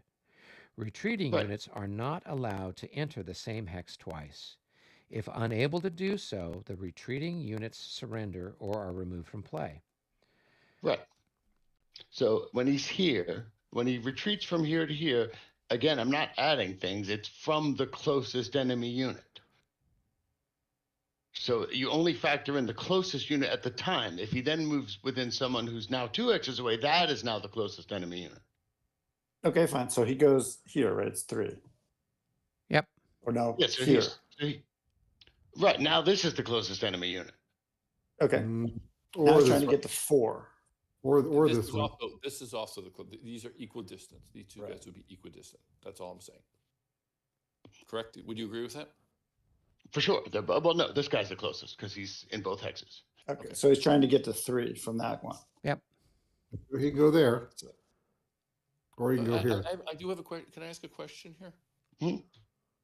Does he, this is where the combat was, he was in 2 units. Does he take the hex, or is it from both of these hexes? Or we haven't advanced into the, we're doing the. Doesn't take the hex. It was just a question. I'm trying to understand, that's all. Okay, so now he needs to move another hex away from this unit, which is the nearest enemy unit. So that's going to put him here, or here, or here, or here, or here, I guess. Or here. Yeah. So try here. Okay, so now he's at a range of 2. Right. So now he's trying to get 3 away. 3. So that's going to be. In other words, when you're surrounded like this, there's really no way to get away. No, there's a way. There's a way. It's because when it also depends on how exactly you're reading it. Is it the current unit or the net result, right? You see, that's not further away from that unit. No, it's very clear. It's the current unit, the closest enemy unit at that time. So when he goes to here, he needs to increase his distance, which puts him here. Now this is the closest enemy unit. And this is where you get into that rule that says you can't enter the same hex twice. Yeah. So if interpreted that way, what that leads to is triple points, where anybody who's surrounded on 3 sides ends up dead. It's pretty rare to be surrounded on 3 sides. No. It's frequent. Yeah. If you're reading it that way, then everybody tries always to put triple points. So if we're going to use the algorithm as stated, the nearest one is here, so I can move in here. Yep. And so now you want to the get nearest. I have to get further away from him, which is going to be there. Yep. Okay. Now that'll drive you off the board from there. Yep. So now he's off the It board. won't. Now that'll drive you off the board. 1, 2, because no, it won't. He's 3. He's 3. So It's going to drive you down the center line between the 2 units. And that's the craziness. He has this is the problem with this retreat rule. That makes no sense whatsoever. There's nobody in his front. He's being Clear enough on this one. This was clear. Yep. Yeah. Which I think is how we adjudicated. Yeah, which is what we. Yeah, that was good. Yeah, that was good. Beautiful. So we did it right. Yay! Right. Yeah. Okay, back to where we were doing. Right. So now go ahead and put him over here, Matt. So just take him off the map. And the leader goes on the reinforcement chart, right? And he'll show up next turn as a reinforcement. So put him on the turn track for the 7 p.m. turn. So just put him on the number 7. And the cavalry unit takes the hex, consolidates, but doesn't regroup yet. No, it disorders. Put the disorder. Yeah, he'll disorder, be exhausted, the whole 9 yards. Right. Disorders now. Disorders prior to taking the hex.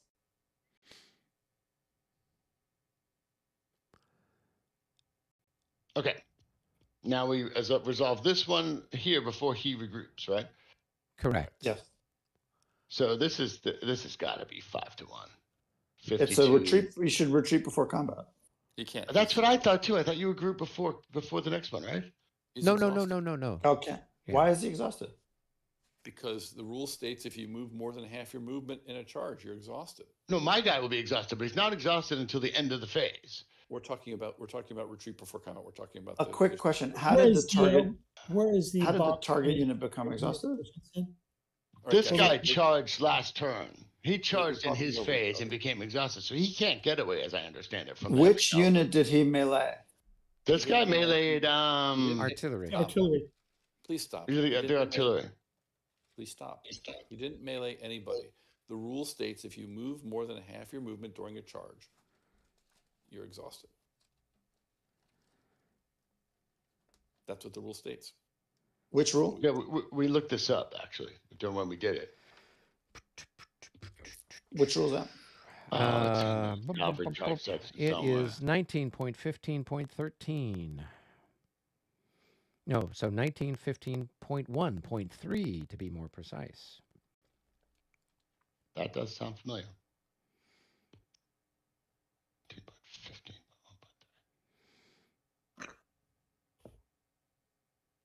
Beautiful. Thank you.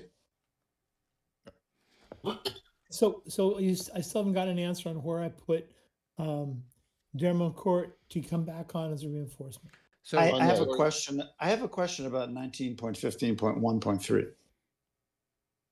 Matt, I'll take care of your leader for you, okay?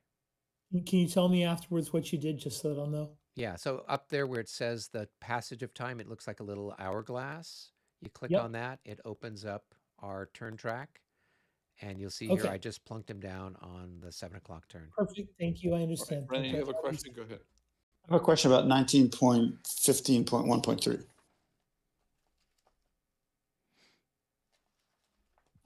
I believe that it's most likely in that particular paragraph talking about units that retreat before assault or retreat before charge. I don't believe that section of the rules is dealing with tiredness and exhaustion. Do you mind if I finish? Okay.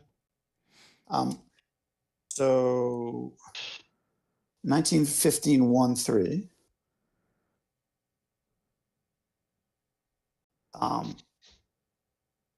is most likely saying cavalry units that perform a reaction move and use more than half of their movement are exhausted. In addition, if a cavalry unit retreats before assault or retreats before charge and uses more than half its movement potential, it's exhausted. Interesting. I did not. It is most likely that that's not referring to a cavalry unit that charges and uses more than half of its movement potential. It's most likely referring to, if you put parentheses around it, it would be or open paren, retreat before assault or charge, close paren, and use more than half. It's most likely that's what that. Can I have a second? Completely just to agree. read that again? Sure. Do you mind? Coverage before reaction move or retreat before assault. So the question becomes, did the author mean it to be a retreat before assault or a retreat before charge? Is that's what your argument would be? Yeah, that would be the obviously what they could have done was put retreat before charge, assault / charge, right? Then they're both in the same category, or they put parentheses around it or something like that. Or they repeat the word where they say retreat before assault or retreat before charge, right? And it's just a case of, okay, the grammar is not clear there. And that's why when we were reading through it and it says, oh, they moved more than half their movement during the charge. It's most likely not that. If a unit charges, it's tired at any distance that it moves. Can I refer us to the beginning of 1950? I'm just trying to understand this. I'm not once again, it's just trying to understand the rules. It says cavalry loses 1 degree of readiness as follows, right? At the end of a segment in which it involved a melee, if it made a cavalry charge or grand charge. A cavalry unit loses 2 degrees of readiness whenever it performs both actions. He did not perform both actions. He only performed one action. And that is he was involved in a charge, but he did not melee. So he could have retreated before the cuirassiers, if I'm reading this correctly, assuming that 1915.1 is a superior paragraph to 1915 1.1, 1.2, 1.3. Does that make sense to people? Am I reading this correctly? Yeah, that last sentence of 1915.1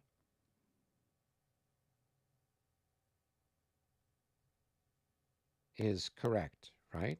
And that precedes the other stuff that's there, if we're going by order of operations. Precedent. That's the way I'm reading it now, but I didn't see that before. I would like an Austrian player to weigh in on that. Well, the only Austrian player that is affecting is Matt, MJ, I should say. What are we talking about? 1915.13? No, 1915.1. Right. So the question is, so when we were trying to find this, because it was an unusual situation, trying to figure out what happened with the guys that attacked the artillery. Well, the problem is he's in contact with the Austrian unit as well. Isn't that a problem? Let's say that again. I'm sorry, can you repeat that? We have this Austrian unit that's in contact with him as well. That also. Well, I mean, now that I'm reading it, I don't know who was speaking before that brought up 1915.13. So I'm sorry, I don't recognize the voices yet. I see the point he's making, which is that they perform a reaction move and retreat before assault or charge is different than retreat before assault, or charge. So I see the point he's making, that it's that maybe this guy's only tired if you refer back to 1915.1.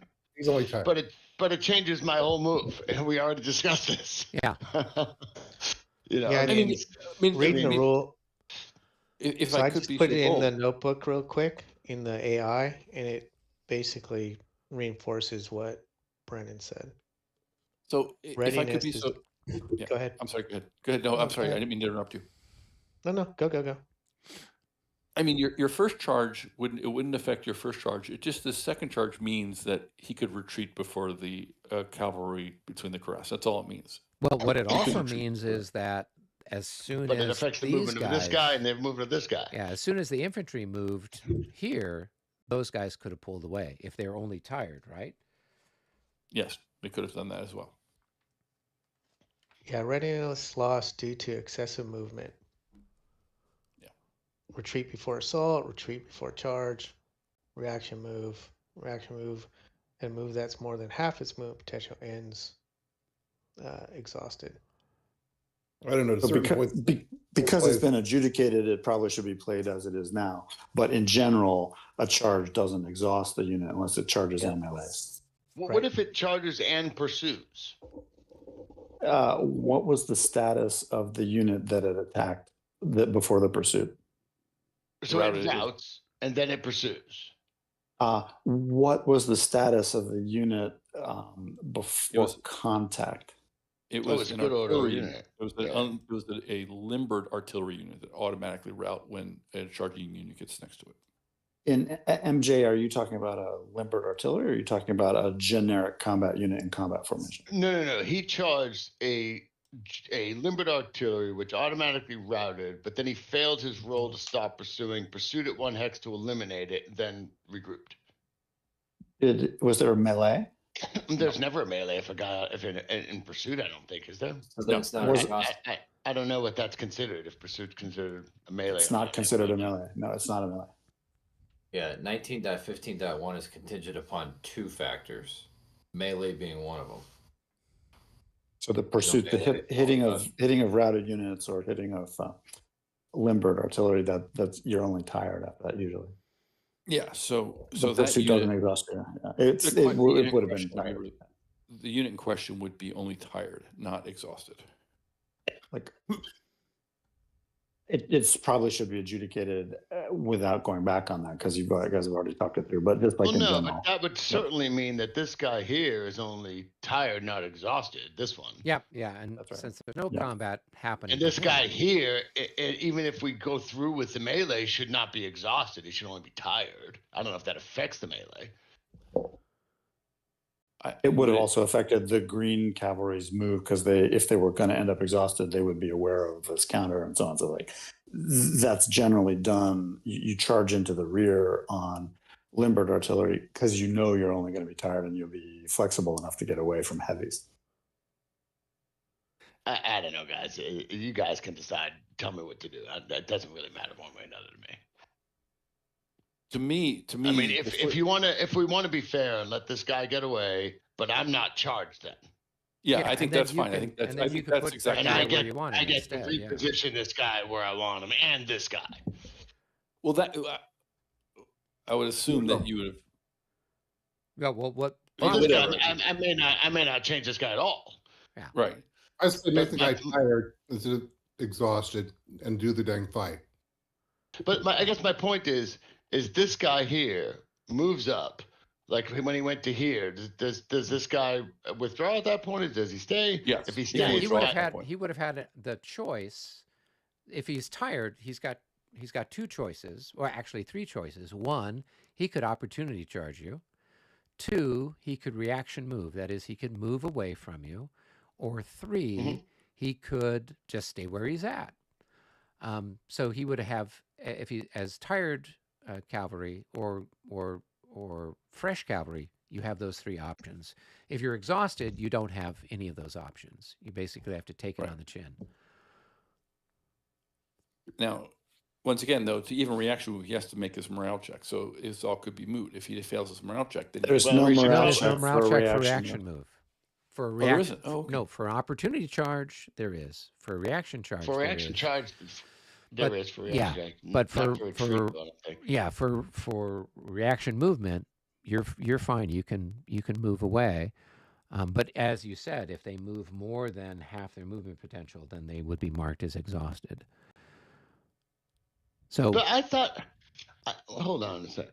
But I thought there was something, and maybe I'm remembering this incorrectly.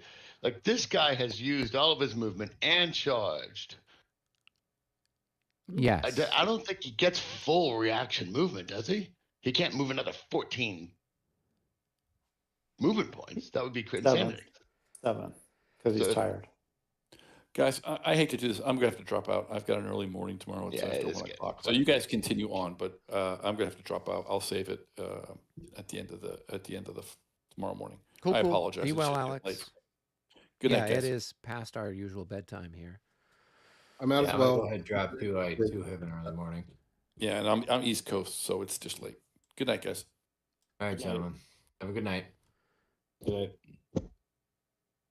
All right, so it's mostly just our West Coasters here that's left. So, MJ, how do you want to handle it? If we could either do it as it is, or we can turn back the clock and mark. Let's these roll two a die. guys 1 to 3, we do it as it is. Okay. 4 to 6, we roll back the clock. Go ahead. Check Someone, Eric, roll the die. No, my dice are You know, terrible. well, if it's just us guys, I just want to throw this in. I don't think we should ever go back. Yeah, I'm a pretty big believer in that as well, but I'm new to this group, so. Well, are you okay with it, Matt? I'm okay with it. Okay, then let's keep it. But I really don't mind if he moves the guy. You know, I really don't mind at all. Yeah. Just tell me what the final status is and what to do next. All right. So now you guys just would do your melee odds. And I mean, it's gonna be pretty outrageous, I think. Well, you're a heavy, so you're doubled, right? Right, and then I'm doubled or a flank is 1.5 or 2, again. Right, and he's exhausted. Yeah, you're at 5 to 1. Just it's 5 to 1. Yeah. Okay, if there are fairness gods, I'm going to roll a 14. Almost. Oh, you're close. So 41. You just had it reversed. All right. So that's going to be route. Right. So now the question is, with the route. Now we have the same issue that we just had before. Yes, but So, but because he's exhausted, I don't think he's got the same movement value as the other guy. Seven movement points. Yeah.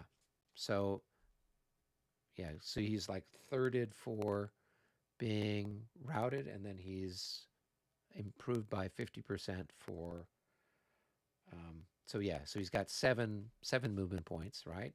So he's going to move here, and he'll take one loss, right?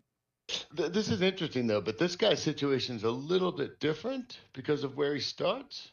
Yeah. So he's gonna move there, take a loss, but right. So then he can go to there in theory. I can't. No, because this guy's It's still away from him. So he has to move away. So he has to move he's two away from either guy. So that means he could go. He could anywhere he wants, any hex at all. So he could go there if he wants to, right? So now he's 2 away from this guy. So now he wants to try to get 3 away. The only place that he could do that would be to go there. Right, and then he follows the same path the other guy, but he doesn't have enough movement to get off the map. Right. So then he's now 2 away from this guy. He can't go back the way he came. So he's got to go, in theory, he could go that way, I guess. Where else do you see it? I think he's just going to end up here. He's going to end up here or here, one of the two, or here maybe, because he's only got 7 movement factors, right? So he can't really go anywhere. 1, 2, 3, 4, 5, 6, 7 gets him over right there, right? Right. I mean, which is basically the same path. He's going to route off. He'll route off in the route face. Yeah. So this guy comes up here, disordered, exhausted. Right. At least, and well, this guy needs a charge marker on top. Disordered. And now they mark exhausted, right? So yes. They mark exhausted like at the end of their regroup or something, right? Yes. Yeah, and then you put and now both of these guys can regroup. This one and this one, and they have 5 movement points or something, right? Correct. Any direction? They can go any way they want within reason. So this guy here can go 5. Yep. Because it's 4, 5. Yep.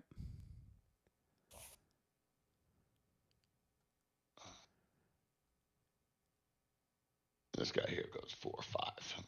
I mean, I honestly, I don't have the mental strength right now to put much thought into this. Just tactically, this is a really good example of how powerful and dangerous cavalry is, offense or defense.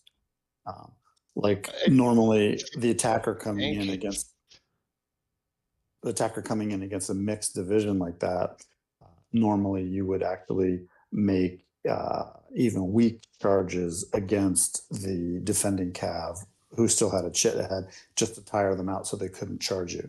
Like you would hit them from the flanks or anything just to tire them out, rather than leaving them live. What do you mean, Stokoff charges? Yeah, basically. Yep. Or spoiling charge. Right? Yeah. So basically, I just want to disorder the guy, and then I'm bringing more. I mean, the bottom line is that one thing I do like about it, movement distances aside, is that no matter where these guys go, he still has tons of fresh cavalry, and they're fucking dead. I mean, they'll never live another turn because they're exhausted and they can't. I have no more cavalry to defend them with. Yeah. Right. They're going to suffer the same fate that their counter just caused on the ones. Exactly. And on the way in, like the green attacker normally, like once you got the experience level, you're going to look, you see that mixed division, you're like, we're not going to bother the infantry ever until we've neutralized its cavalry, and then it's like you're more gradual rather than coming in right away. If only I had a lot of refreshed cavalry available. Well, let's put it. The moment I saw those 6 regiments of chasseurs move up, I was like, okay, this is over. I'm not getting anywhere. Well, and it all depends. Now, what could happen is, so probably what we should do is this guy here, we should probably mark him as tired and not as exhausted, right? Because that's fine with me. Yeah. Since he wasn't involved in any of the activities. Yeah, and then what'll happen is it depends on the chit order, right? I mean, next turn. Next turn, yeah. So if you Yeah, get if Mesco my division before he goes gets his first, stuff, yeah. then you can move your infantry, and then maybe that'll force him to move his guys around or whatever. You never know. But that's, you know, but I think what you did was good with that charge. I'm just trying to take as many people as I can with the division that's going to be destroyed. Yeah, no, and that worked out well. So the whole thing was a very good, exciting action on both sides, and I also loved it. very It was fantastic. interesting to surface the rule understanding and work it through. All very useful. By the way, did Mitch get Allied number 5 done before we bugged out? I do not know. I think he said he was done with it. I feel like he did. Okay, I will turn it side face. All right, guys, go ahead and hit the save button. I will end the live stream, and we will be done.